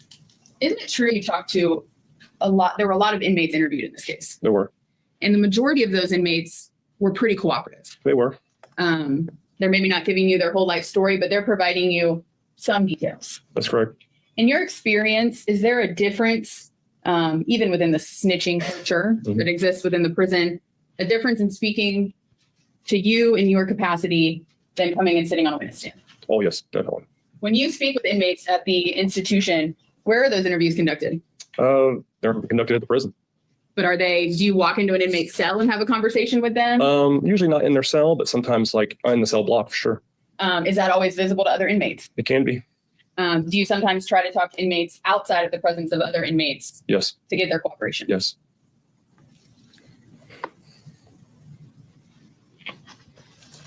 But in your experience, is coming and sitting in a witness stand, testifying in court, significantly different than speaking to you as part of your investigation? Yes.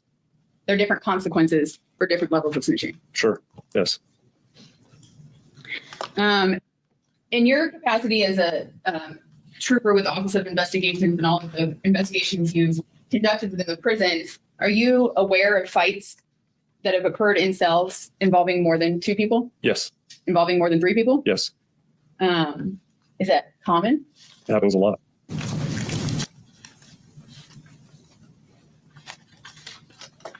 Because there are COs out on walking the ranges, correct? There are. There are always COs. There are always. And so if 2 inmates are to get into a fight, or 3 inmates or 4 inmates on the walkway outside the cells, is it fair to say that's going to be discovered quicker? Yes. But if a fight happens in a cell, It's more private.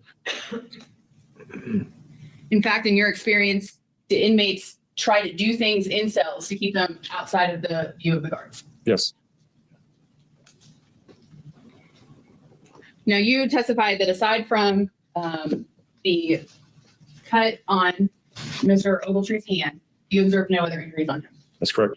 When you spoke with Mr. Cummings, did you observe any injuries on him? No. Did you look at his hands, body? He had no injuries either. No. When you met with Mr. Addison, did you see if he had any injuries? Yes. Did he have any injuries? No. And based on your investigation, did you have any reason to believe that Jason Addison was involved in any physical altercation with Marquise Weatherington? We had no reason to believe that. And in fact, you can confirm on video that he does not re-enter the cell until about 7:57, Give or take, yes. give or take. Yes. And you're able to review his phone call that we heard yesterday, which was made at 8:07 p.m. Yes. And was that phone call and what he reports to his girlfriend about what he just observed that consistent with what he spoke with you about? It was.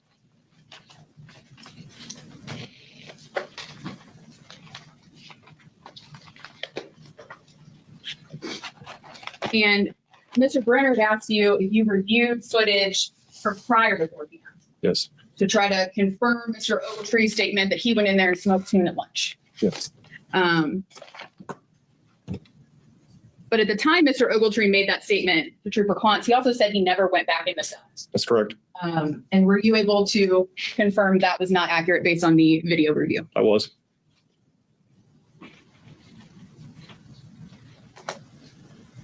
And Mr. Brenner pointed out that Jason Addison did not get Mr. Weatherington out. You agree that that is accurate? That is accurate. Guards were walking by. He could have flagged anybody. He could have. Did Mr. Ogletree ever get Mr. Weatherington help? No. I mean, he certainly expressed concern to you in the interview that he was effing out of his mind, right? He did. But he never got him any help. No. He told you that he was the victim of physical assault. Mr. Weatherington was the victim of physical assault. Mr. Ogletree told you that. He told me that him and Cummings were fighting. But he never got Mr. Weatherington help as a result of that fight No. that he observed. No.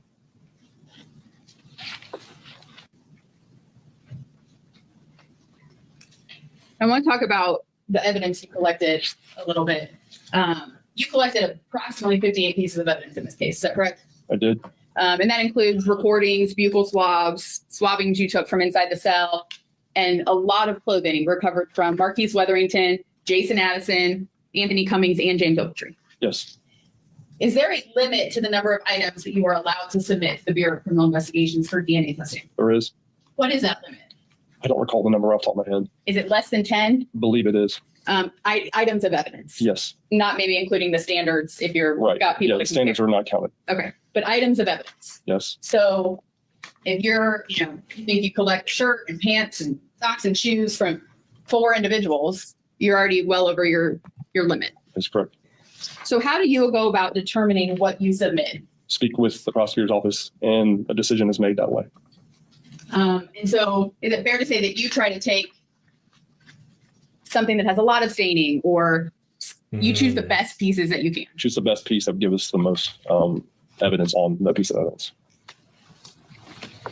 And so in the case of Mr. Ogle, with the clothing you took from Mr. Ogletree, you decided to submit the pants that can be seen on video with staining. Sure. And you submitted those to BCI. I did. And you took a sweatshirt that Mr. Cummings was wearing that can be observed that he's wearing on video, correct? Yes.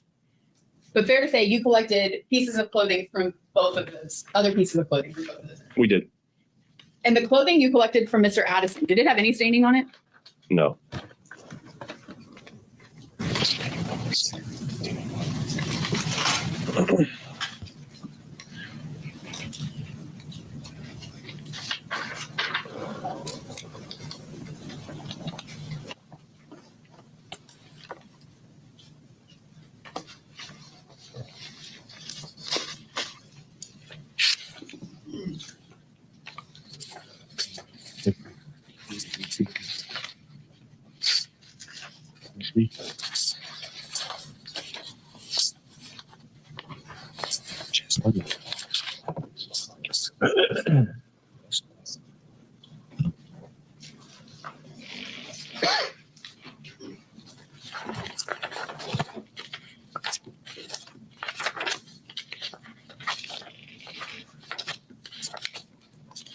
I'm going to approach and show you what's been marked as State's Exhibit 96 through 105. Can I approach her? Yes.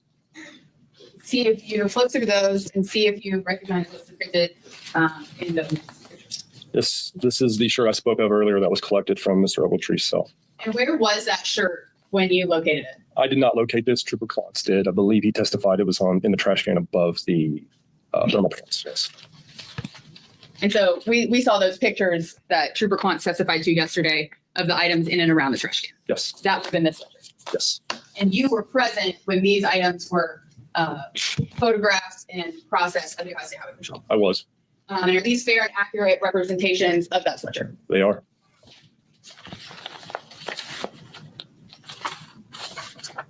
Putting State's Exhibit 96 on the stand.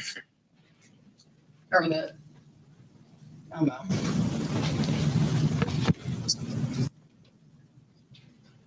I know it's a little hard with the glare. Can you indicate where you observe staining present on that? I believe it's kind of right here. It's hard to see in this picture, to be honest. And on my screen. In the picture, you can see it a little better. Right, the picture is a little better, but the glare of this makes it. I believe there's some on the sleeve there too. And so you just pointed to the sleeve. I'm going to show you what's been marked as State's Exhibit 98. Yes. Can you indicate on your screen where? Kind of like right in here.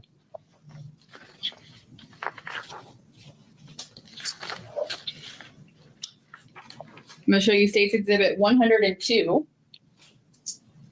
You see our measuring taper, And what's the purpose in you using a measuring? just to kind of show the size and scale of the staining that we see. Okay. And lastly, I'm going to show you State's Exhibit 105. It's just an overall of it. You can kind of see, again, my screen is not that great for this, but you can see here those darker areas. But there appears to be large areas of staining on the top of that sweatshirt. But again, you would agree this item was not submitted to BCI. It was not. But Mr. Ogletree's pants were. They were. The pants that we can see the staining on. Yes. If I could have just 1 second here. I have nothing further. Recross. Thank you, Your Honor.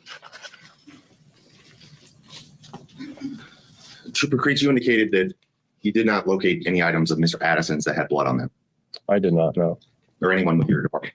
No, sir. It's fair to say there are items that were disposed of and you guys never found, right? I mean, I don't know. No one told me that. I mean, other Okay. than him saying that he threw the blanket in the blanket in the trash can. Sure. We see him on the video leaving the cell with a bag, right? Who? Mr. Addison. I don't think he saw him leave him with a bag. Some clothes. After he and Cummings are in the cell together, we see him. You saw Mr. Cummings leave with the bag, not Mr. Addison. My understanding, Mhm. and I'll review the footage to be sure. Okay. Was that around around 7 p.m. when Mr. Cummings and Mr. Ogletree were in the cell with Mr. Weatherington, we do see Cummings leave the cell with a bag. Yes. Later on, Cummings and Addison return to the cell. Yes. And then we see Addison leaving with what looks like a laundry bag. Not a laundry bag, or no. Okay. Maybe it's like a blanket, maybe, or some clothing. Okay. Old-timey money bag? When we say, ultimately, right, that there was nothing recovered from Addison that had blood on it, right? Yes. We didn't recover everything that was Addison's property in that cell. I didn't recover anything that was his that had blood on it. No, sir. Well, it's fair to say he disposed of some items that we never found. He disposed of that blanket. He told me, but I don't know of anything else. Okay. I mean, it looked like, and you were in the cell, right? But I didn't see a sheet on his mattress. No. So we don't know where that is. We do not. There's no pillows. We do not see any sheet or pillow on that bed. Right. And so we don't know. All that stuff is gone. It is. Right. So we don't know where it went. We do not. Right. Okay. You indicated that you didn't observe any injuries on Mr. Cummings. I didn't see any injuries. Okay. Did you interview him? I did. Did you look at his hair? We looked at his head. I didn't see any injuries to him at all. Okay. His hands or face or anything.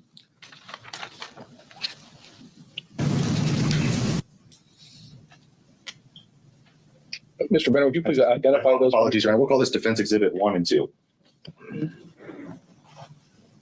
Trooper Creech, have you seen this image before? Yes, that was the one that showed yesterday when Trooper Paulus was. Okay. And so it's one of the photographs of the cell. Is that right? Yes. What's your understanding of what this item is here? What number did you identify this as? This is Defense Exhibit 1. We'll call this Defense Exhibit A. Hey, apologies, Your Honor. Thank you. Which item you point to again, sir? Down in the bottom corner here. That appears to be the lock of hair we discussed earlier. Okay. Do you have any indication of whose hair that is? Can I identify who it came from? No. And couldn't identify because We didn't collect it. didn't collect it, right? So it never was able to be sent off for testing, Right, that's correct. right? Fair to Bad of say. a job. I mean, Mr. Cummings had dreadlocks. He did. Mr. Weatherington had dreadlocks. He did. Mr. Ogletree had dreadlocks. He did. Right? Do you recall when I look at the surveillance footage, when I look at images from that time, right, it appears that Mr. Ogletree's dreads are long and thin. Is that kind of your I recollection? mean, they're long. I Yeah. can't describe. Mr. Cummings kind of has chunkier, thicker dreadlocks, is Mhm. based on the image that we saw earlier. Is that your I recollection? mean, they all had dreads. Yeah. Okay. And then we'll call this Oh, defense. this guy's a little B2. salty about hair. And Yeah. This is kind of a they zoomed out dread. footage or zoomed out view of the same Mhm. corner, right? And so we see this kind of lock of hair here. Yeah. The same one. Okay. And then there's this blood here. Yes. Okay. And it just looks like kind of miscellaneous papers and that kind of thing. Mhm. Okay. But again, nobody from your agency collected or had this hair tested in it? No, sir. No, sir. Okay. So it's fair to say we don't know whose red that is. It is fair to say that. Okay. And was that No, just it's not yours. We know oversight or- that. Just an oversight. There was no purpose of why it was not. Okay.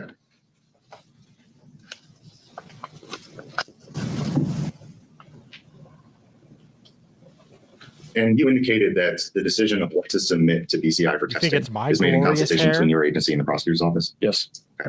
And so you said that you don't know exactly what the limit is. I couldn't recall that number. Yeah.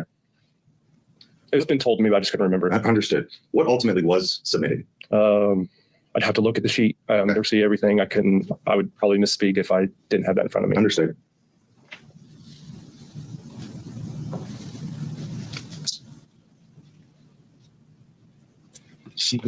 You indicated, Ms. Nicholson asked you that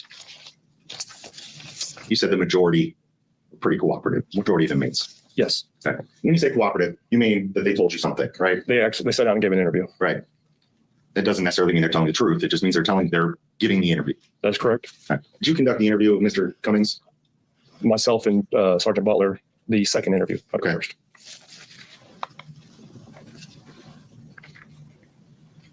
And again, let's strike that ground just a second. This submission, I think.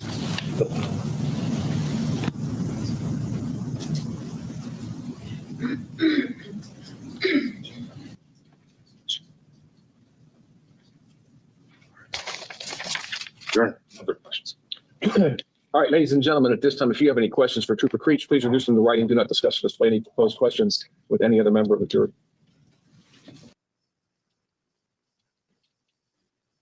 Okay. All right, Trooper, you see how this works. Yes, sir. All right. In your experience, what are the effects of typical behaviors of individuals high on tune? It varies individually. Body chemistry, just like it varies when someone drinks alcohol, it varies. So some people can be fine and some people can have adverse reactions. To the best Yeah. of your recollection, were the testimonies of Mr. Wicker, Hakeem, and Addison consistent with their initial statement? Mostly, yes. In the videos you've seen of people epping, have you ever seen anyone injure themselves while they are Effing? epping? Anything to cause severe bleeding or bruising? I have. Whoa! Did Mr. Cummings say what was inside that bag? Have you ever seen anyone?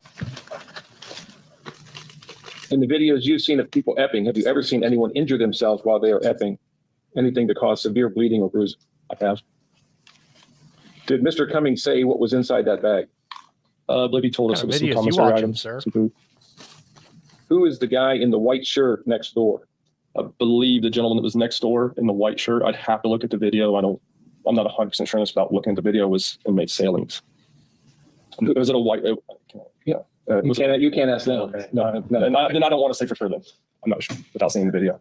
Do you want to show the video? I'm working on it. Okay, we'll come back to this. Well, let me come back to this, that card, okay? If only so much evidence can get tested, why not present all of it to show the blood? That's the prosecutors. What they should present. When Cummings went into the phone room, did he make a call? Not Do that you know I'm- why the prosecutor's doing a shit job? They're asking to see a picture of Ogletree's shirt where the blood was. Was there DNA collected off of that shirt? It was never sent for testing, so the DNA is still on the shirt. Is there any video of the sheets getting carried out of the cell? The only video that we could see is Mr. Addison carrying like a blue material, either a blanket or something. I can't speculate what's inside that. Who is the guy in the yellow The yellow, who going up the stairs with Cummings? again, I'd have to see the video. I'm not sure. I didn't. All right, you tell me when you're ready. I'm ready. All right, Sure, Jerry. let's take a look at that.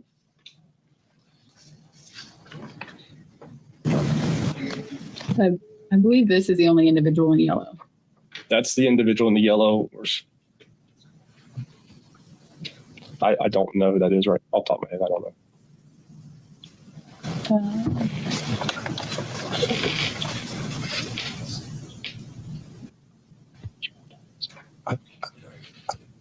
The guy in the white shirt in 2J2? The guy in the white shirt in 2J2, that is one of the cellmates there in 2J2. I believe that's Mr. Channels. But that's how you say his last name. And the other question was, who was the guy in the green sweatshirt standing by the door at the beginning? Very beginning.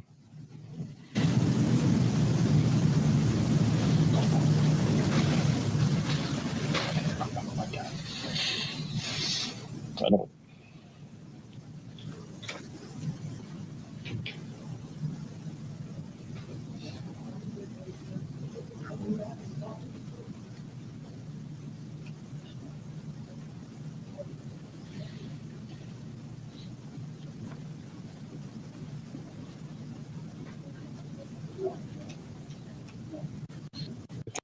That's the question.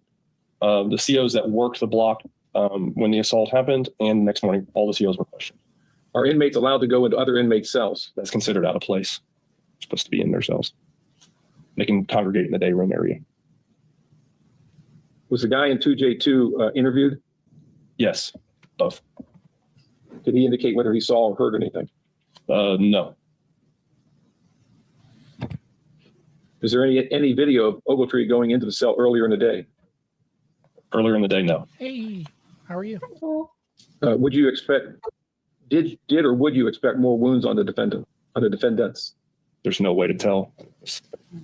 I didn't see the assault happen. How are you doing? All right, a bit bashed up, but apart from that, okay. Oh, I can talk after the. Okay, I'll carry on. You're muted though. There's no way to tell. Expect how many wounds to expect on. Did you determine what the white rope was on the victim? At that, we did not determine if it was used for anything. We couldn't determine if it was used for anything. Did you exclude any evidence that would help Ogletree? No. Is there video of who told Wicker to keep lookout? No. Not that I'm aware of. I'd like to recall that. Did anyone check Ogletree's head for missing hair? He was looked at by Trooper Schuler and Klantz and by LCI staff, and I didn't see any. Whose cell did Cummings bring the bag out of? I am not sure. I don't recall. Was that person interviewed? Believe not. At the end of the video, we see Mr. Ogletree filling a bucket of water. Do we know what he was doing in the shower? Do we know what he was doing with that bucket of water? We do not. Mr. Addison said he attempted to ask for help from the CO during the lockdown at night. Did you see on the footage an officer stop and look into cell 2J3 at any point? I only saw the range checks of them just walking by looking in. Were the missing sheets ever discovered with the staff? No. Did the inmates in 2J2 report hearing anything from 2J3 during the incident? One inmate in 2J2, Mr. Salings, reported that his cellmate told him that, but he did not tell us that. Okay. Any questions based on the, I'm sorry. If we could have some.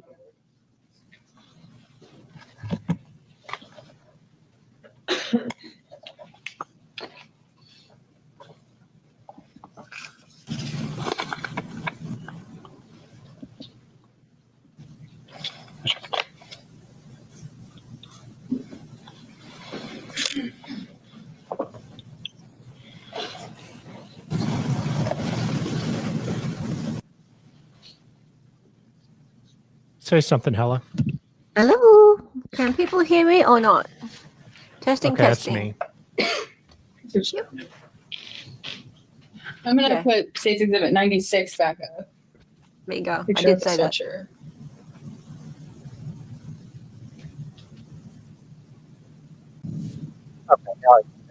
Can you indicate again where you observed the blood? Yeah, I can see a little better now. It's right here. Say In something. here, we believed. Hello. When Mr. Ogletree was first spoken to by Trooper Schuler and Trooper Klantz, he said, "There's no way that his blood is on me anywhere. What he told them. There'd be no reason for any of that." Yes. And then when you and Sergeant Butler speak with Mr. Ogletree, and he's confronted with the fact that there's blood on his pants, he comes up with a story that, well, I helped him up. So that's how his blood would have gone on. Is that correct? He told me that he lifted him up before. So whether Mr. Weatherington's blood is on his pants or on his sweatshirt, Mr. Ogletree has now given you a story of why his blood would be on it. Yes. A story that was different from the day before. Yes. Louis is awesome. Can you flip back? When Addison and Cummings leave the cell after, according to Mr. Addison, they move Mr. Weatherington onto the top bunk. Does Mr. Addison leave at that time with anything? I don't think so, no. The following morning, he leaves with something in his hand. He does. And that's a blue. Possibly a blanket, I'm not sure. So I'm going to go to that.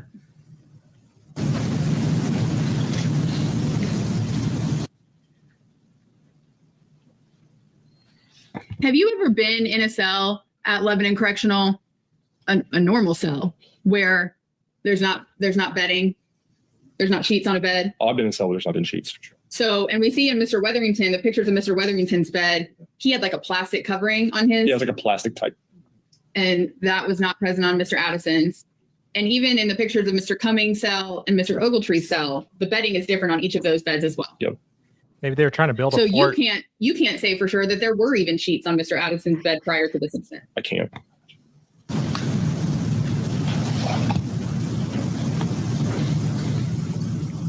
I wouldn't talk to the cops, even if they weren't on duty. I'd just be like, "Oh, you're a cop." So this is at 7:03 in the morning on December 7th. This is the first time Mr. Addison makes his cell. And what does he have in his hand? Some type of blue material, like either bedding or shirt or pants. I can't. And it looks kind of large. Yeah, probably bedding. So consistent with a blanket as he reported, Yes, but you didn't find that. did not.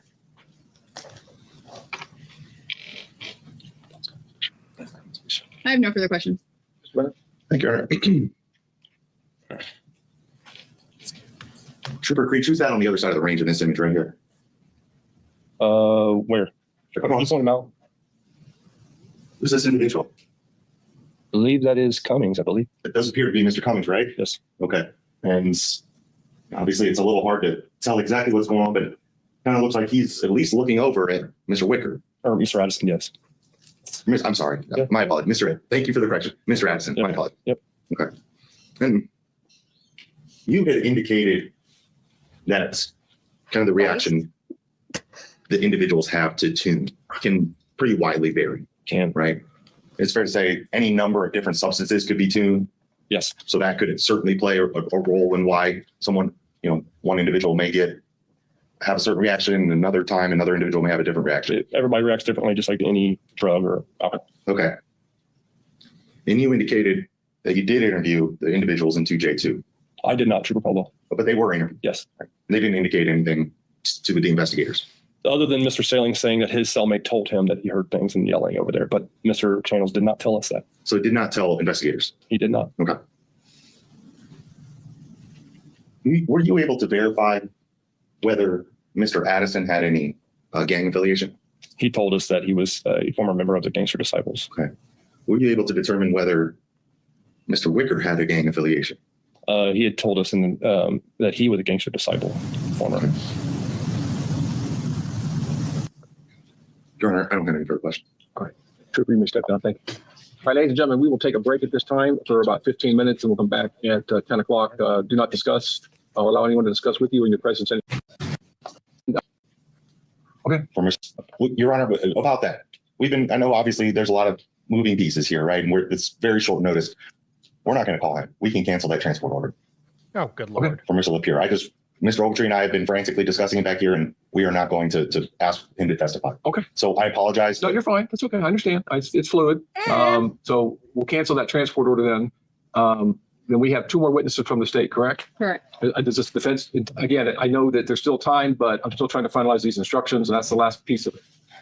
I'm not anticipating calling my client at this time, Your Honor. I reserve the right to, obviously we have a couple more witnesses, but at this time I am not anticipating calling Mr. Ogletree. So is it fair to say that the defense will not put on any evidence? Correct, Your Honor. Okay. All right, very good. Then I'll see everybody back here at 10 o'clock. Very well. Okay. All right, so I just want to see you a little bit. Just you and suspicious, then we have the two.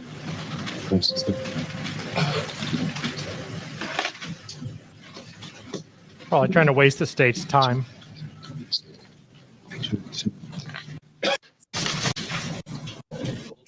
Please. I Would you wanted please to state your see name, him spell, and your last name for the record? talk. Chris. What? I wanted to see him testify. I know. So sad. Meh. Yeah. Cummings testified. You're not chicken, are you? That must be guilty. Yeah. Newland, Newland. And where are you currently employed?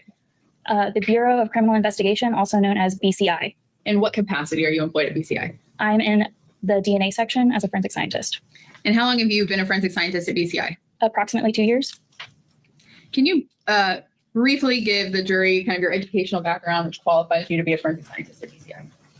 I have a Bachelor's of Science in Forensic Investigative Science and Biology and a Master of Science in Forensic Investigative Science from West Virginia University. And we heard from some of your coworkers yesterday that when evidence comes in for DNA analysis at BCI, there is a teamwork approach. Is that correct? Yes. And so as it relates to the evidence that was tested in this case, what was your role in that teamwork process?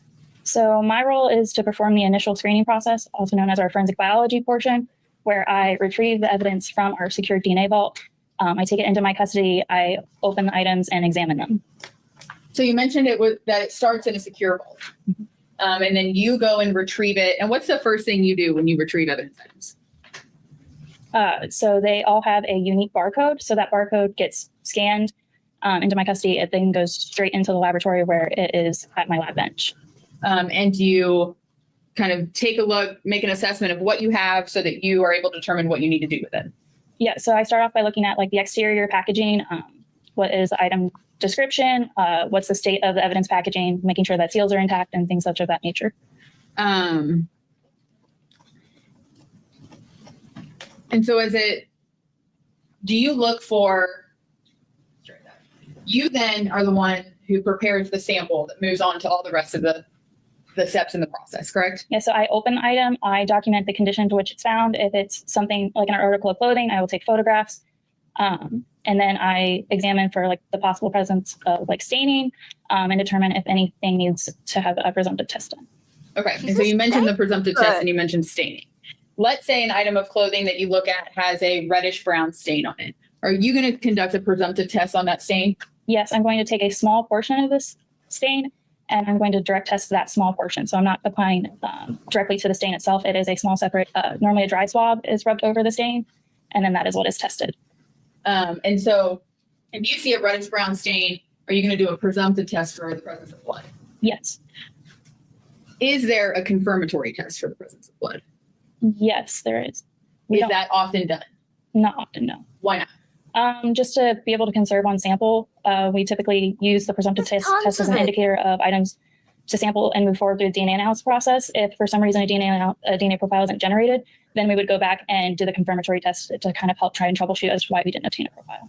So if you get a presumptive positive for blood, you send it through the process and they're able to obtain a DNA profile, that's pretty indicative that stains blood. Typically, yes. And if you don't get a DNA profile, you'll go back and try to confirm whether it's blood or not. Yes. And then when you take samples to send through the process, how do you take those samples? Items can either be swabbed or cuttings can be taken. And so, this all makes sense if you've got like a little bit of reddish brown stain / maybe blood. Yeah. Right? But there's tons of it. Right. There's tons. So it's not like you have only a little bit and you're worried about whether or not you're going to destroy the sample and therefore not be able to identify whether it's blood and also DNA. Right? So she's saying that they only do a presumptive test and they rarely go through and do a confirmatory test to check that it's blood. Mm-hmm. Right? So therefore they go on to just do the DNA test, right? Yeah. So they'll go with the presumptive test to say, okay, it's blood. They won't do a confirmatory test. They'll just go straight through and do a DNA test. And it's like, well, why? You've got shit tons of the stuff. Why can't you go forth and do the confirmatory test and check for DNA? Resources, I guess.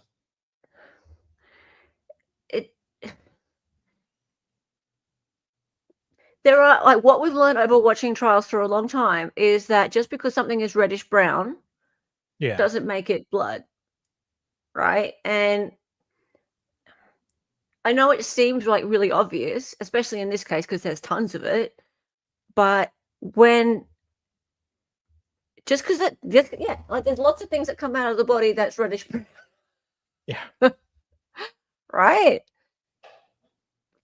You can't presume anything, and this is it's presumptive. Yeah. It's intentional, Mavka. Yeah. Yeah, just do presumptive, then do DNA. No need for confirmation. You know it's human. if DNA is done. Yeah, of course you know it's human, but do you know it's blood? Because when you say the word blood to a jury, that's a lot more damning than if it's like sweat or something like that, right? Or skin. Blood says something traumatic happened. We've seen it happen before in other trials. Yeah. Okay, sorry, go on. How do you make a determination of whether you're going to swab something or cut something? Sometimes it depends on how intense the stain is, how big of an area it is, the substrate material. Sometimes it's easier to swab an item versus cut it, depending on how thick it is. So typically with items of clothing. Typically, we try to take cuttings. And is that in fact what you did in this case? I believe for the majority of the samples, I did take cuttings. And I'm going to talk to you about 3 specific pieces of evidence that you would have examined and prepared, starting with State's Exhibit 45. I'm going to have you look at this, see if you can identify it, and tell the jury how you can identify it. Is that already open? Yes, I believe that's already.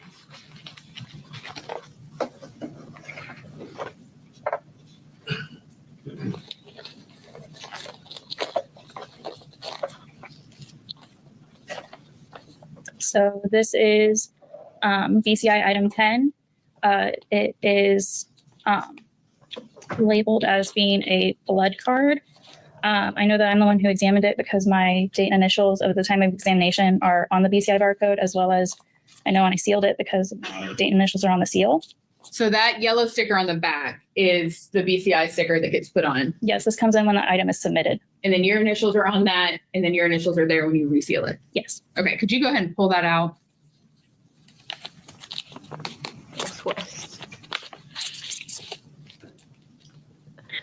So how would you have taken a sample from the blood card? So blood cards, our standard protocol is to take a cutting of the blood card and then place it into a tube to pour it on for processing. And if you open that all the way, do you see that cutting present?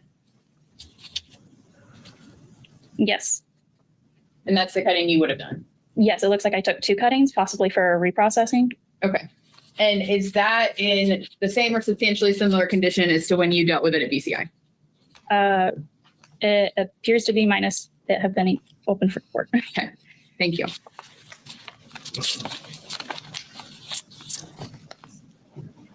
Now I'm going to show you what's been marked as State's Exhibit 60.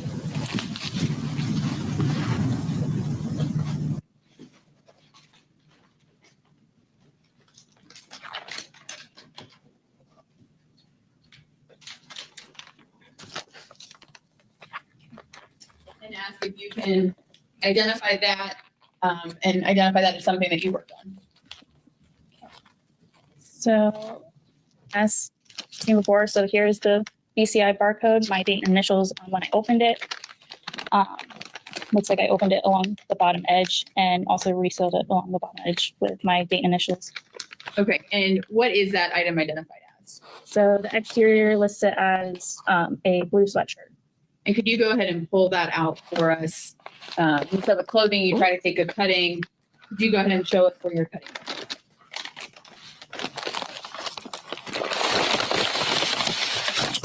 What's in the bag? Sorry. Ma'am. Ooh, it's unwrapping. Oh, Sally's in front of it. And so why would you have decided to take it from that spot on that? When looking for red brown stain and deciding to sample, it's best to take from a high, like a very intense area of red brown stain, because we're trying to use as small of an area so that we're not consuming the sample, and we're also doing our best efforts to generate a DNA profile on the first go. And did you do the presumptive blood test on that piece of evidence as well? Yes. And was it presumptive positive for blood? I would have to confirm with my notes, but if I took a sample. And do you then pass all of your information on to Catherine Daly, who ultimately wrote the report in this case? And would she have indicated that in her report? Yes, she would. Would it be helpful for you to review her report? Yeah, I also have my notes. Let's see if her report helps you first. I'm going to State's Exhibit 62.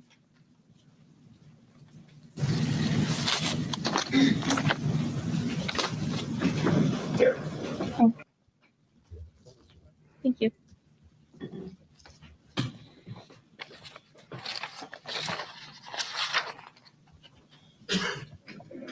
So item 6, which is a sweatshirt, it does say that it's presumptive positive for blood. And I'm going to show you one more piece of evidence.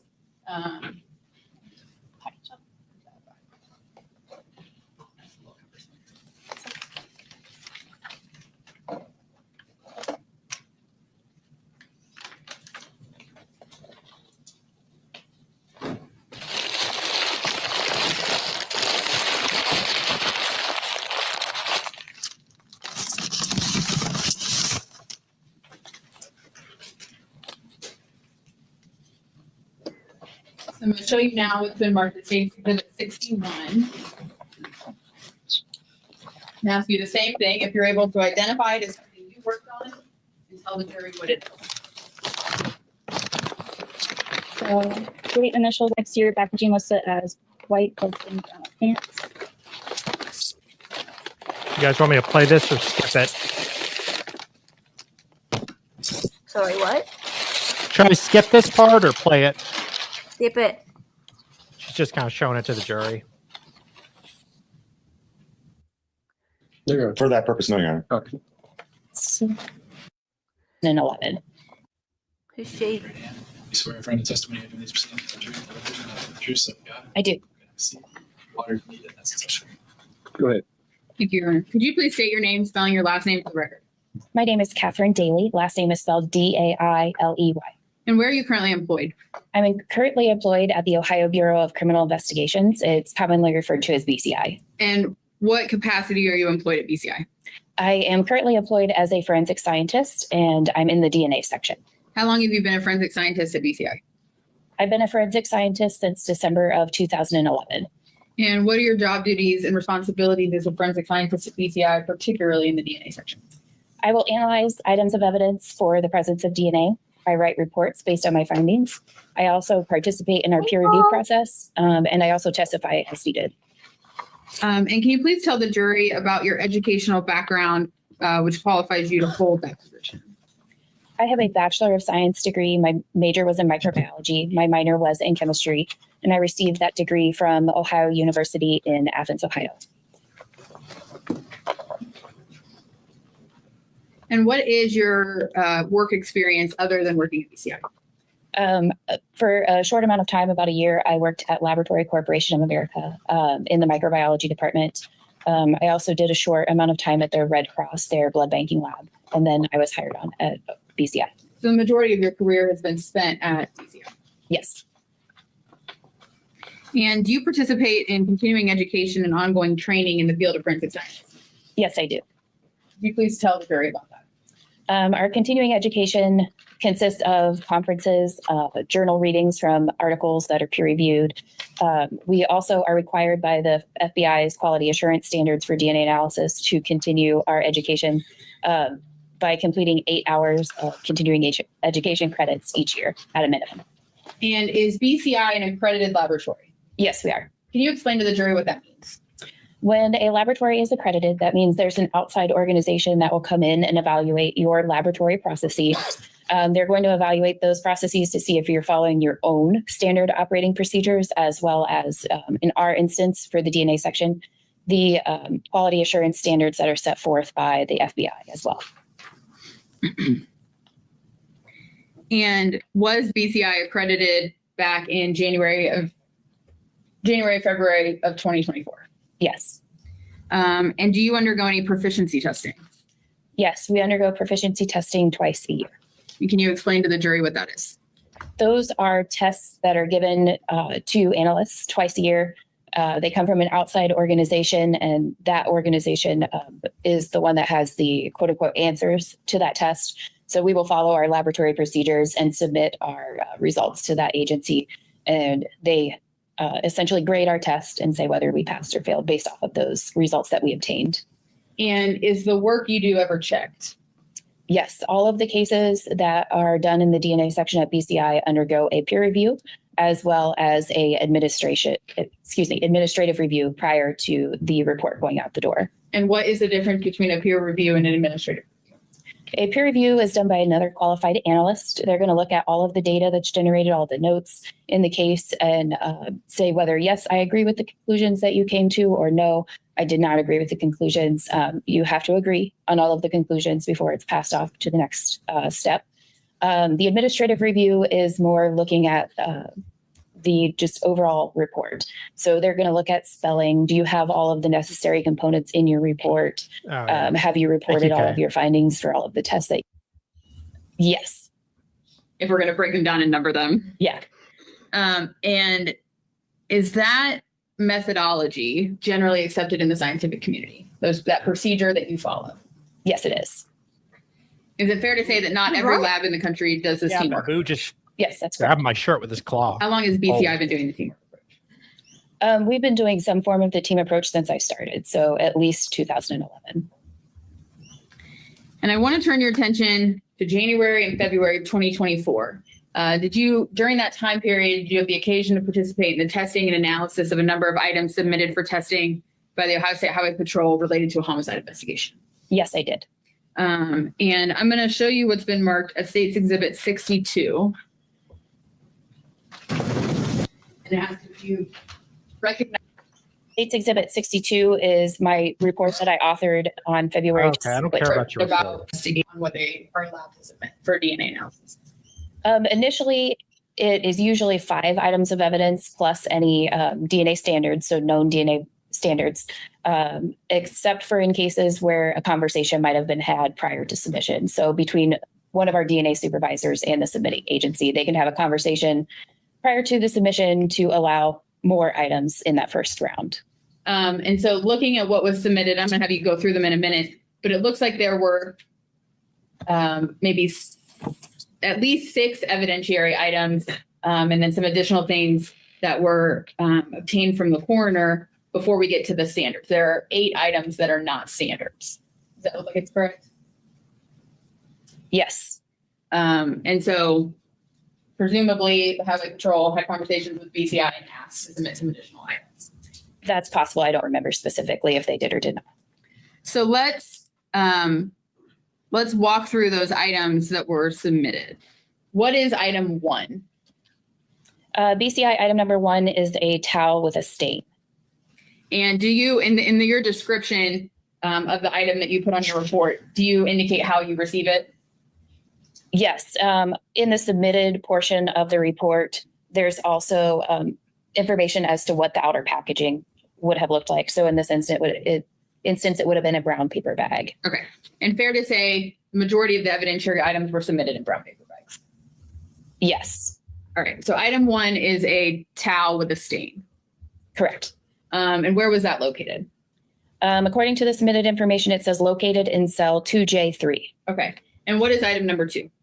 Item number 2 is a brown paper bag that contained a rope with a stain. Where was that located? In cell 2J3. And what is item number 3? Item number 3 is a brown paper bag with a shirt that had a stain and located in the trash. And what is item number 4? Item 4 is a brown paper bag containing thermal pants with a stain located in cell 2J17. And item number 5? Item number 5 is a brown paper bag containing a shoe with a stain located in cell 2J17. And item number 6? Item number 6 is a brown paper bag containing a sweatshirt with a stain located in cell 2J31. And item number 7? Item number 7 is a manila envelope that had oral and rectal swabs from Marquise Weatherington. And item number 8? Item number 8 is a manila envelope containing left fingernail scrapings, right fingernail scrapings, head hair plucked, pubic hair combed, pubic hair plucked from Marquise Weatherington. And item number 9? Item number 9 was a manila envelope containing a DNA standard from Jason Addison. And item number 10? Item 10 was a manila envelope containing a... Why? Why? Well, they got Why? it Why would it do that? all the way from his ball fro to his chest fro to his afro. What, did they straighten it too? Yeah. Well, you know, when you have curly hair, everyone wants straight hair, and when you have straight hair, everyone wants curly hair. just the way it is. It's true. Yeah. Blood card from Marquise Weatherington. And item number 11. Item 11 was a manila envelope containing a DNA standard from Anthony Cummings. And item number 12. Item 12 was a manila envelope containing a DNA standard from James Ogletree. And finally, item number 13. Item 13 was a white envelope containing a DNA standard from Clifford Johnson. Okay. And so we heard yesterday from Vanity Maldonado and Jennifer Akbar, and we just heard from Kristen Newland, and you participated in the extraction process. All of that data gets submitted to you at the end for a comparison of what was found. Is that correct? That's correct. And so I want to talk about a couple of the items in particular first. Let's start with item number 4. And those are white thermal pants with a stain located in cell 2J17. Is that correct? Yes, that's correct. Was a DNA profile able to be developed? Yes. Was it sufficient to compare to the known samples submitted?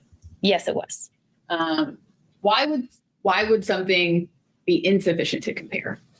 There's a number of reasons why a DNA profile would be insufficient. Enough DNA might not have been left behind to obtain a DNA profile.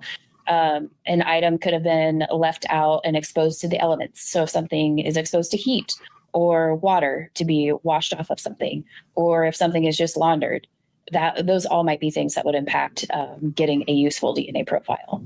But you were able to compare the DNA profile that was obtained from item number 4. Yes. And what were the results of that comparison? The DNA profile from the cutting of the stain that was from the right knee of the white thermals was a mixture of DNA profiles. And what that means is that there's more than one individual contributing to the DNA on that item. The major DNA profile, or the individual contributing a higher concentration of DNA to that profile, that DNA profile was consistent with Marquise Weatherington, Jason Addison, Anthony Cummings, James Ogletree, Clifford Johnson. Those individuals are all excluded as the major contributor. There's also additional DNA present that is not sufficient for comparisons to any individual. So I could have DNA standards from everyone on the earth, and I still wouldn't be able to tell where that DNA came from. So that mixture so there's a mixture, meaning there's multiple DNA profiles present. You're able to identify Marquise Weatherington as a major contributor. That's correct. The other known standards that were submitted are excluded from being the major contributor. That's also correct. But you cannot say one way or the other if they are a part of the mixture that is insufficient for comparison.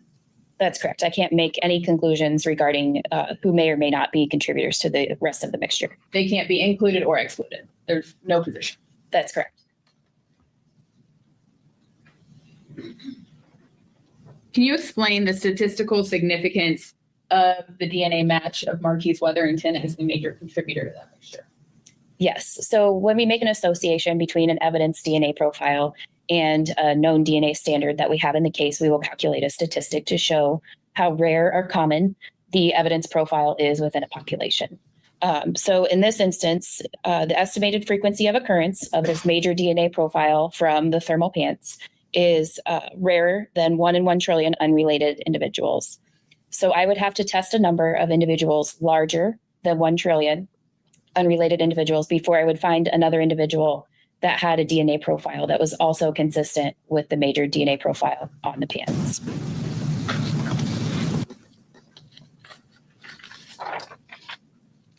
All right, let's move on to item number 6. And that is the blue sweatshirt from cell 2J31. Is that correct? Yes. And was a DNA profile able to be developed from the sample taken from that sweatshirt? Yes. And was it sufficient for comparison? Yes, it was. And what were the results of that comparison? The DNA profile from the sweatshirt cutting from the stain on the front exterior below the collar was a mixture of individuals. The major DNA profile was consistent with Marquise Weatherington. Jason Addison, Anthony Cummings, James Ogletree, and Clifford Johnson are not the major contributor. And there's also additional DNA present that is not sufficient for comparison to any individual. So who's the father? And what is the statistical significance of that result? I would Nothing. again have to test a number larger than 1 trillion unrelated individuals before I would find someone that had a DNA profile consistent Lady, with did you get anything that, out of this? major DNA profile from the sweatshirt. And again, like the thermal pants, you can't say who's a part of that mixture that's insufficient for comparison. So you can't say whether the known standards are included or excluded. That's correct.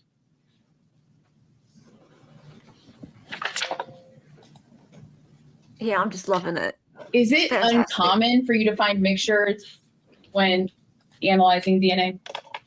No, it's not uncommon, especially in situations where you have a piece of clothing. There is transfer of DNA in washing machines, and also in instances where there might be bodily fluids from another individual on someone's clothing that they might have been wearing. You can expect that there might be a mixture in that instance as well. And I want to talk about some of these other items that were tested. There was testing done on the towel with a stain in item 1. Is that correct? Yes. And there were, in fact, 2 samples taken from that, 2 different locations on that towel. Is that correct? That's correct. And was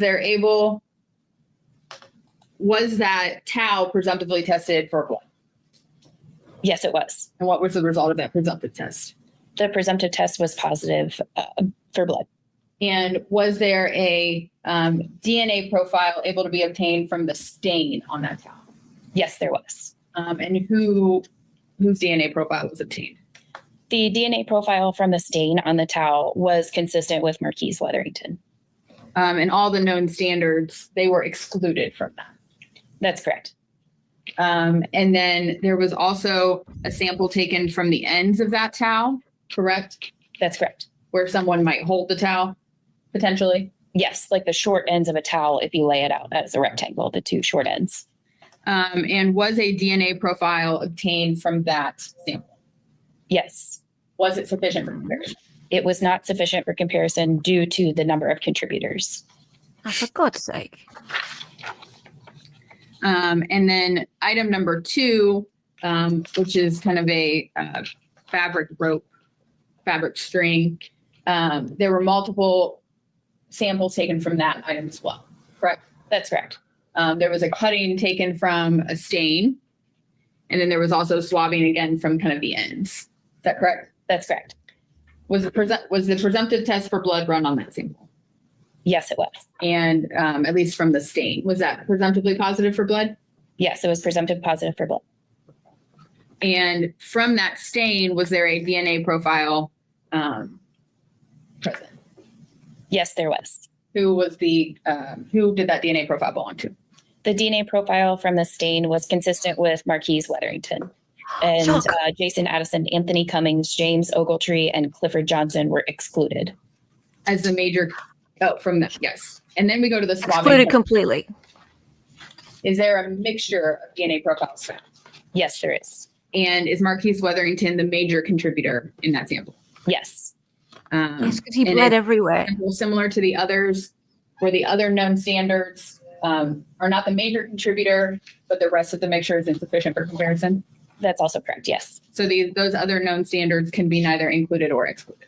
Correct. And then item number 3, which is the t-shirt from the trash can, was that tested for the presence of blood? Yes, it was. And was that presumptively positive for blood? Yes.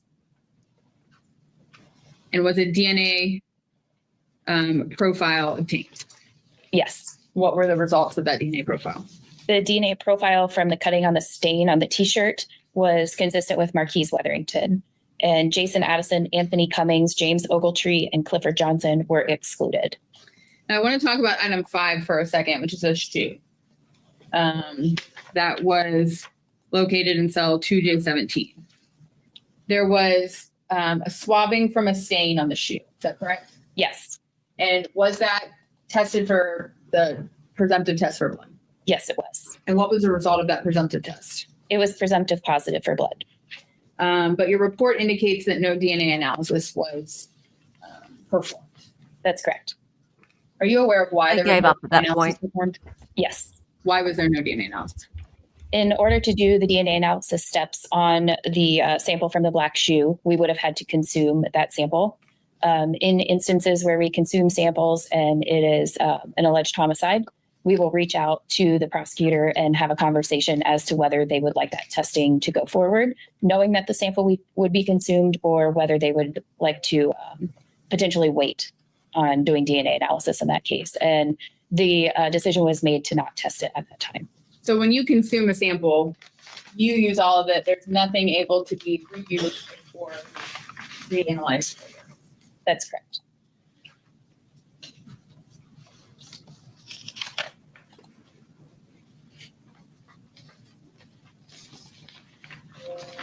And item number 7, which were the oral and rectal swabs for Mr. Weatherington. No DNA profile foreign to Marquise Weatherington was identified, correct? On the rectal swabs, that's correct. And no DNA analysis was performed on the oral swab. That's correct. What?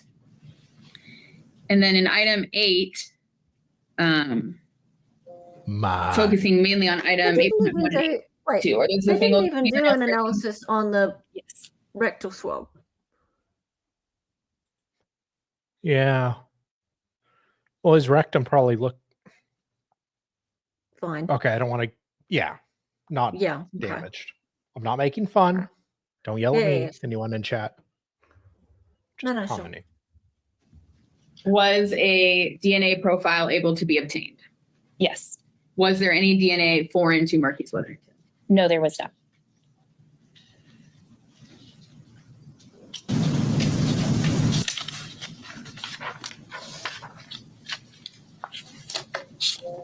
Based on your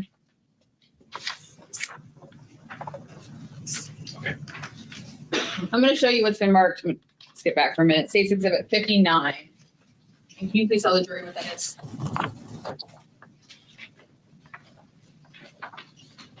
State's Exhibit 59 is a copy of my statement of qualifications. An accurate, fair and accurate copy? Yes. Modified or altered in any way? No, it was not. So based on your education, training, and experience, and to a reasonable degree of scientific certainty, are all of the DNA comparisons you did accurate? Yes. I've no further. Cross.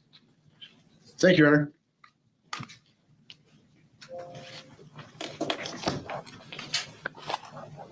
Good morning. My name is Andrew Brenner. I represent the defendant. I just have a couple of questions for you here.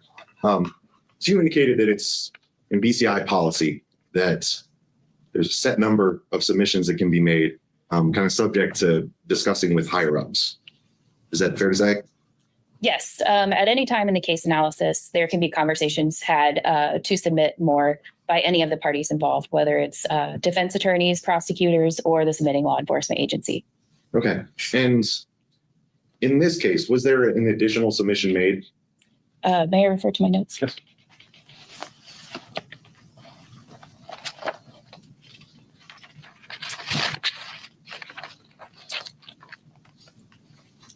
I have 2 submissions. One on January 24th of 24 and one on March 20th of 24. Okay. So there were 2 submissions made. Yes. Okay. And did you conduct the analysis on both submissions? Yes, I did. Okay. Was there anything at all out of the ordinary with this particular case?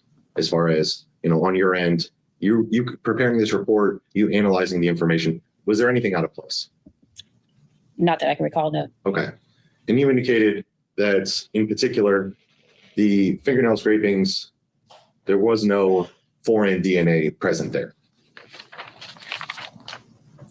Yes, that's correct. No foreign DNA present to Marquise Weatherington. Okay. Were you ever submitted, say, a loose dreadlock, piece of hair that is unknown source?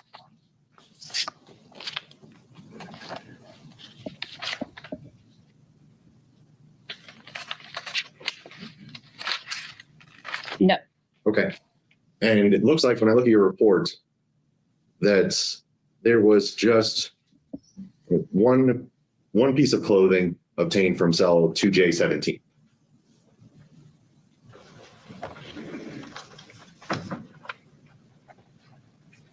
Yes, just the thermal pants. Okay. There was no shirt? Not that was submitted, no. Okay. And not on the second submission either? No. Okay. Very well. And is it fair to say, when I review your report, that the only DNA that is present on any of the samples is Marquise Wetherington? Good question. Finally, a good question from this dude. Yes, all of the DNA profiles that were sufficient for comparison are consistent with Marquise Wetherington. Okay, so there's nobody else's DNA Boom. present on any of the samples. There's additional DNA present on some of the samples, but I can't make any comparisons to that additional DNA in those cases. It's kind of insufficient data. Yeah, Okay. It's not hard. You can say yes.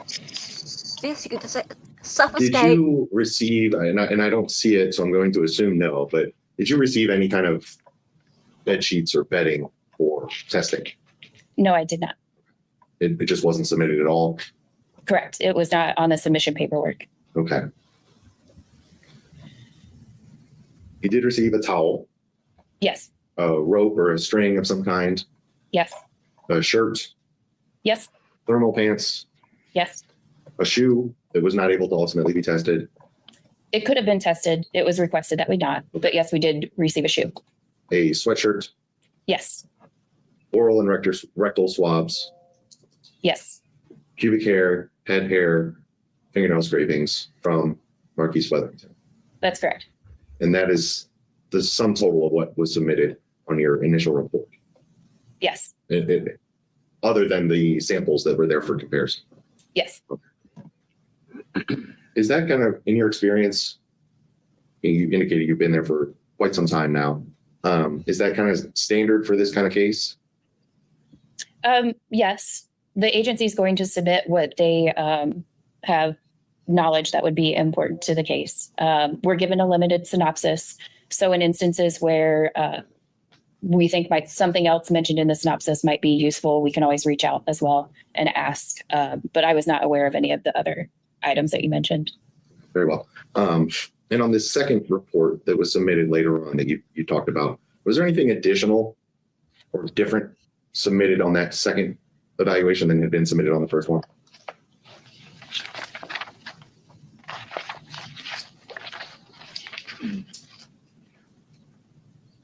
There was a shoe as well as a bag with a stain.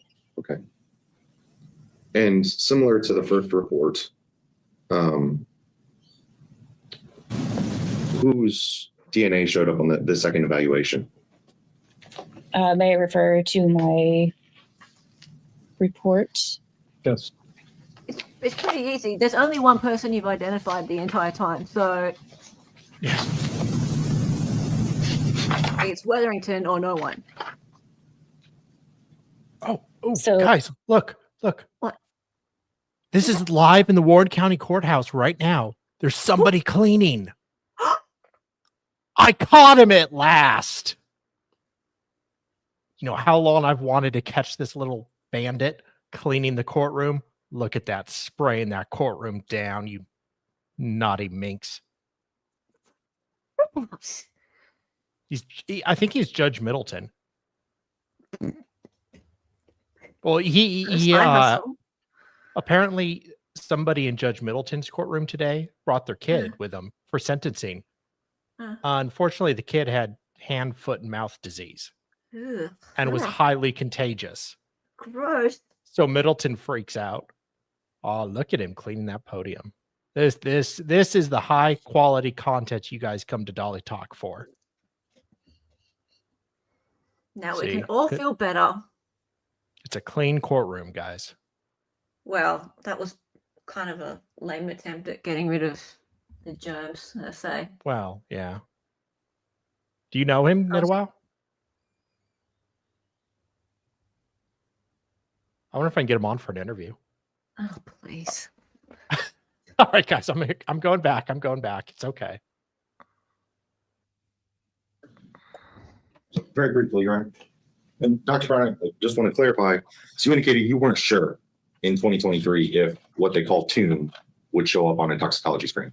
I don't know if it was tested for. Okay, because it's all fair to say that's kind of newer Right over here. chemicals. It can be any number of things. Right. Okay. And so you indicate that you did do, you at least checked to see if there were fingernail scrapings or anything like that. Did anything show up?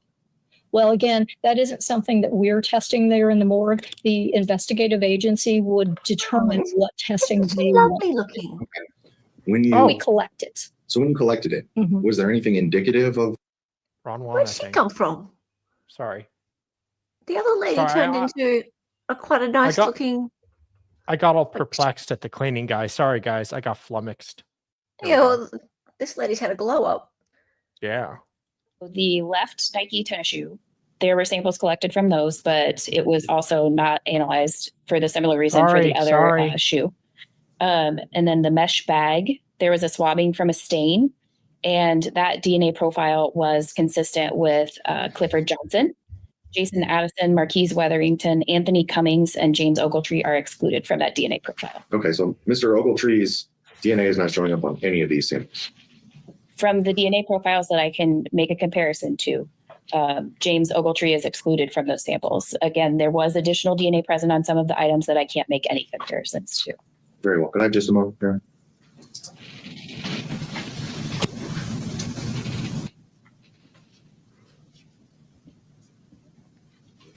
I don't have any further questions. Guys, Direct? I just have chill one. out, okay? Where was I just made a on mistake. that second all right? report, that second submission, you said a mesh bag and a shoe were submitted. Where were both of those items located?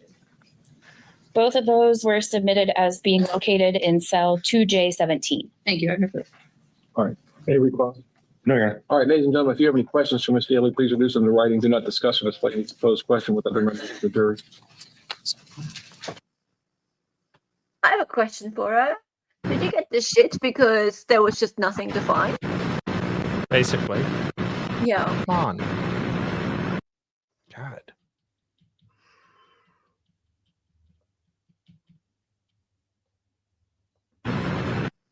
Oh. I have to finish setting my stream. I was setting up my Ms. Daly, stream the for members of the tomorrow. jury have just a few questions, and I'll read them, and then the attorneys may have some follow-up for you, okay? Okay. Is there a percent of how much DNA belongs to Mr. Weatherington versus an unknown? That's not something our tests are able to calculate. Do most prosecutors decline testing if the sample is lost or consumed? It really depends on the case, whether they allow for testing or not. It's totally up to them. Is there anything unusual about saving the shoe? No. I have a foot fetish. All right, any questions based on the jury's questions? Very briefly, if a sample is consumed as a part of the testing, and if, let's say, the defense later wanted to come and rehab that analyzed, that's not possible, correct? That's correct. The entire sample would have been used in our DNA testing process. No further. See? Just maybe one, Your Honor. So you indicated the decision of whether or not to test something is entirely, if your agency reports back to the prosecuting attorney that, hey, running this test is going to consume this sample, the decision of whether or not to do that is entirely up to the prosecutor at that point. No. They can decide to have a conversation on their own with the defense attorney at the time. They can have a decision later. After other things have been tested, we can always go back and decide to test that sample. The defense can request that sample be tested. Law enforcement agency can have a conversation and request that it be tested. So the sample is there to be tested. It's a conversation amongst others involved in the case to decide whether they want it tested or not. I guess what I'm asking is when you have that sample, right, and you report back to the prosecutor, hey, running this test is going to consume this sample, right? The decision of whether or not you guys proceed is not up to you. It's up to outside parties. Yes, at that point, it's up to other individuals besides me. Okay. No further questions. I think you may step down. Thanks. Next witness, please. State would briefly recall to recruit. Oh, good Lord, woman. Jay has just heard testimony from Ms. Daly about a mesh bag that was submitted in March for testing that returned with the DNA of Clifford Johnson. Yes. And that mesh bag was located in cell 2J17. It was. Can you please tell the jury about that mesh bag? The mess bag was located by Trooper Kloss and Trooper Schuler. It had what appeared to be blood stains on it, and it looked similar to the bag that Mr. Cummings was exiting Mr. Weatherington's cell with. And that bag ultimately tested positive for Mr. Clifford Johnson's DNA that was on it, which was Mr. Ogletree's cellmate. So 2J17 is Mr. Ogletree's cell. Yes. So you located a commissary bag Yes. in Mr. Ogletree's cell that had what appeared to be blood on it. Yes. You submitted that, and that blood was, or that stain was positive for DNA from Clifford Johnson. Yes. Clifford Johnson is Mr. Ogletree's cellmate. He was at the time. And he's stuffed. Oh, look, recovery addicts, court watchers there. Who? He got a court watcher, somebody to go into the courtroom and observe live. Oh, right. Like a And fan. she awkwardly sat down in the back, I guess, before the family got there in the morning. Oopsie. And that's where the family had been sitting for like 2 days. So the family gets there and they're just like, okay. And just sits down like who are right you? next to her. Well, I guess she didn't want to Right. sit next to Ogletree on his side. I made that Why? mistake. I made that mistake because the defendant comes in, looks at you, and winks at you and smiles. Well, you wink back. Well, I was a little creeped out at the time when Michael Turney did that to me. You loved it. I did. I don't get why you wouldn't just sit on the defendant's side. Because it's something I did not know at the time, which thanks David for not telling me. But if you sit on the defendant's side, that means you support the defendant. If you sit on the state side, you support the state. So So family sits behind the state. I would go to the defendant's side. He's innocent till proven guilty. Of course you would. But Of course I would. And because he's hot. oh yeah, that too. But yeah, And plus, I feel like it's weird in a small courtroom like that to like be in the family's face. it's a really It's never very mind. small. I'm not going to make a joke about stealing court reporters. I'm just going to carry on. It's like a wedding. Yeah, And so- it's like a wedding. Mr. Johnson, aside from being Mr. Ogletree's cellmate, was not involved in your investigation in any other way, correct? No, he was interviewed, but not involved in, And he never went near Mr. Weatherington's cell. not that I'm aware of. No. After that returned with Mr. Johnson's DNA, you had no reason to believe that was the commissary bag involved. Yes. I have no further questions. Any recross? Just very briefly, Trooper Creech, is that so that bag, right? You said was similar to the bag that It looked like it was similar to the one in the video. so you said it's a commissary bag. Yes. Is that like a standard issue kind of thing? I believe so. Yeah. Or so A lot of the inmates there have that type of bag. okay, like that kind of looks like it's like a white mesh bag, Right. and that's kind of just an ordinary to find one with blood on it. okay. All right. So there's nothing necessarily significant about the fact that an inmate at Lebanon CI has a bag of similar design. No, what brought our attention was the blood on the bag. Okay. And again, that came back for Clifford Johnson. Yes. No further questions, Jared. Nothing. All right, ladies and gentlemen, if you have any questions for Trooper Creech regarding these questions, please reduce them to writing. Do not discuss or display any proposed question with other members of the jury.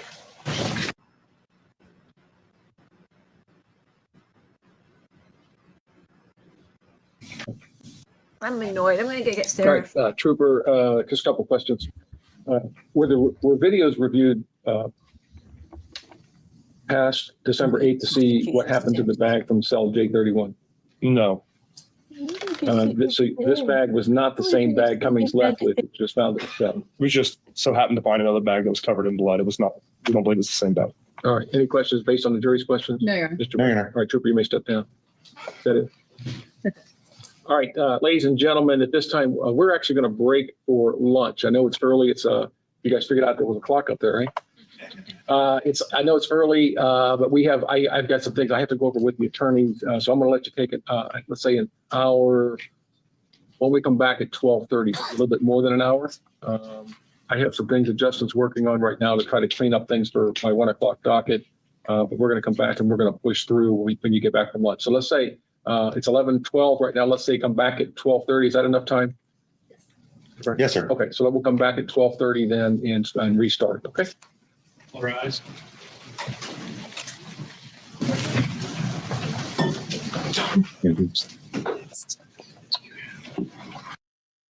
All right, I'm gonna end it here, guys.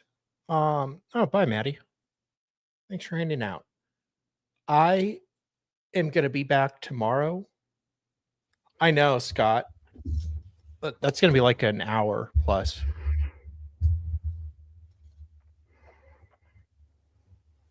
So I'll finish everything tomorrow at 5 p.m. Eastern. Oh, there's Seraph. I was really hoping to power through it, but didn't have enough time. But this day has Seraph's been very annoyed. interesting. I'm sorry? Seraph's annoyed. Oh, sorry, Seraph. Poor thing. Oh. What do you have coming up? Well, I'm not streaming today, obviously. Maybe tomorrow or the day after. I haven't decided yet.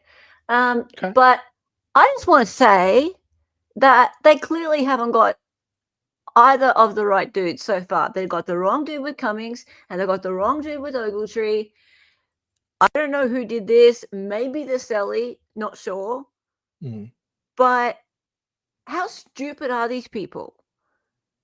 Right? Like, if anyone should be prosecuted, it's the freaking prison or the jail. Is it a prison or a jail? Yeah. Prison.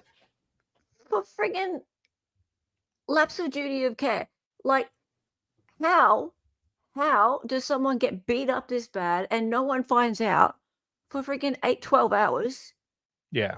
And there's nothing. There's no footage. There's no evidence. There's just nothing, right? And all they've got to show for it is his blood, like the actual the decedent's blood, right? Yeah, the DNA was lacking. Yeah. And then they go and they charge Cummings. So they've got nothing on Cummings. He's found not guilty. Now they go after Ogletree. They've got nothing on him either, right? Neither of these two dudes have any significant injuries whatsoever, right? And that's obvious because not only did no one see any significant injuries on either, but if they had significant injuries on them, and they would have, because you could see from the autopsy photos, which you haven't streamed because they're terrible. Yeah. Right? Like, just terrible. He was beaten to a pulp, this guy, right? There would be injuries on whoever beat this dude up.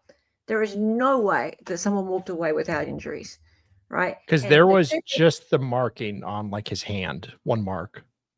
No way. Absolutely. But he no did way. have some blood on his clothes. Augie. Well, it makes complete sense that whoever helped this guy get up onto the bunk had blood on him. True. Right? So all you had to do was be anywhere near this dude and you should have had blood on you. Right? That's He fair. was spurting blood everywhere, more than likely. But if you actually were the one to beat this dude to a pulp, there is no question you would have injuries on you. Like, he was obliterated. So they've got the wrong dudes. They've gone after one wrong dude. Now they've gone after another wrong dude. Although they both pinned the finger at each other. So I think one of them did do it. Prisoners do. No, I don't think either of them did it. I don't think either of them did it. The Celly might have done it, but did he have injuries on him? I don't know. Regardless, it's just a complete lapse of any kind of duty of care whatsoever from the prison guards. It's just crap. If I was the family of Mr. Wetherington, I'd be far more angry at the prison for not taking care of my family member. And then the prosecutors just go over. They just go after whoever is around. I don't care. They're just like, oh, him. All right, well, not him then. First it was Cummings. Cummings got maybe not guilty, so therefore we'll just go after that one. And then if this one's found not guilty, they'll go after another one. Yeah. Well, Assuming that's the right time, and it probably is. Video says one of the three did it. Why? Because they were around. Yeah, At the and he time. never left the cell after that, the victim, Wetherington. So it had to be between the time he went into the cell and was found. Unless, half Irish, unless it was a guard. And we're only seeing some footage. It was modified. Oh, well, just that's all we're getting.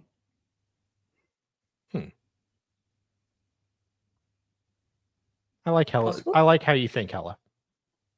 Unlikely, but anything's plausible. Why is it unlikely? Guys bash up inmates all the time. It happens. Yeah, but it was the Epstein guy. What if it was a guard? Did you What if it was hear the interrogation? No, sorry. One. Mevka, what about the interrogation? I mean, he was not very well spoken. He came off defensive.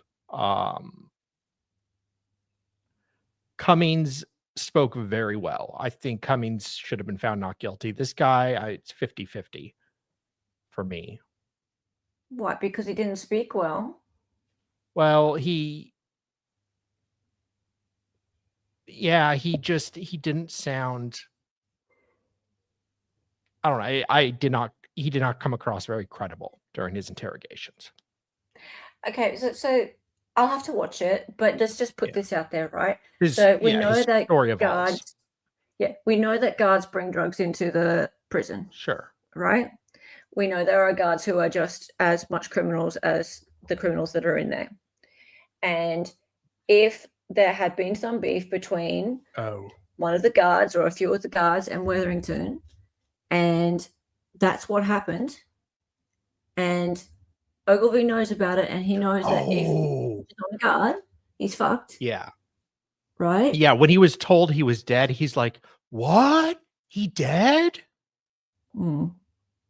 It sounded like William Shatner in Star Trek, the way he was talking.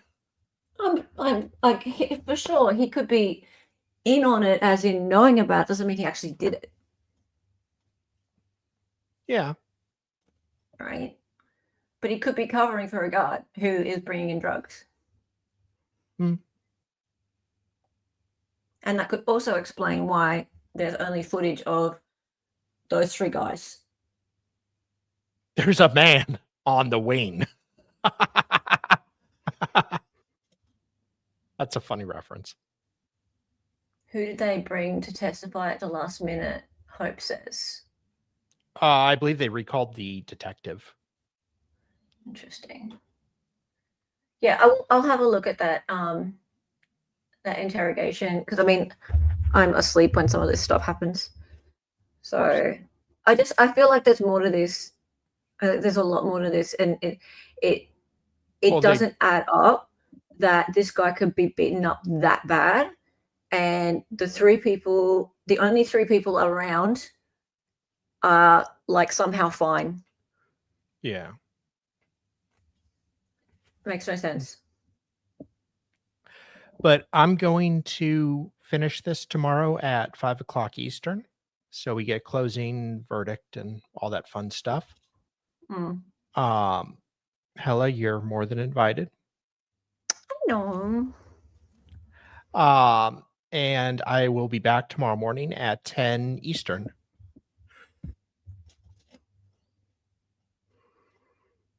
Plus still. Ooh, sorry. Too much cocaine. Picked the wrong week to quit cocaine. I know. Yeah. Thank you. Sorry, guys. And yeah, I'll be back for courtroom roulette tomorrow. So thanks for hanging out, guys. And I shall see y'all later. Godspeed.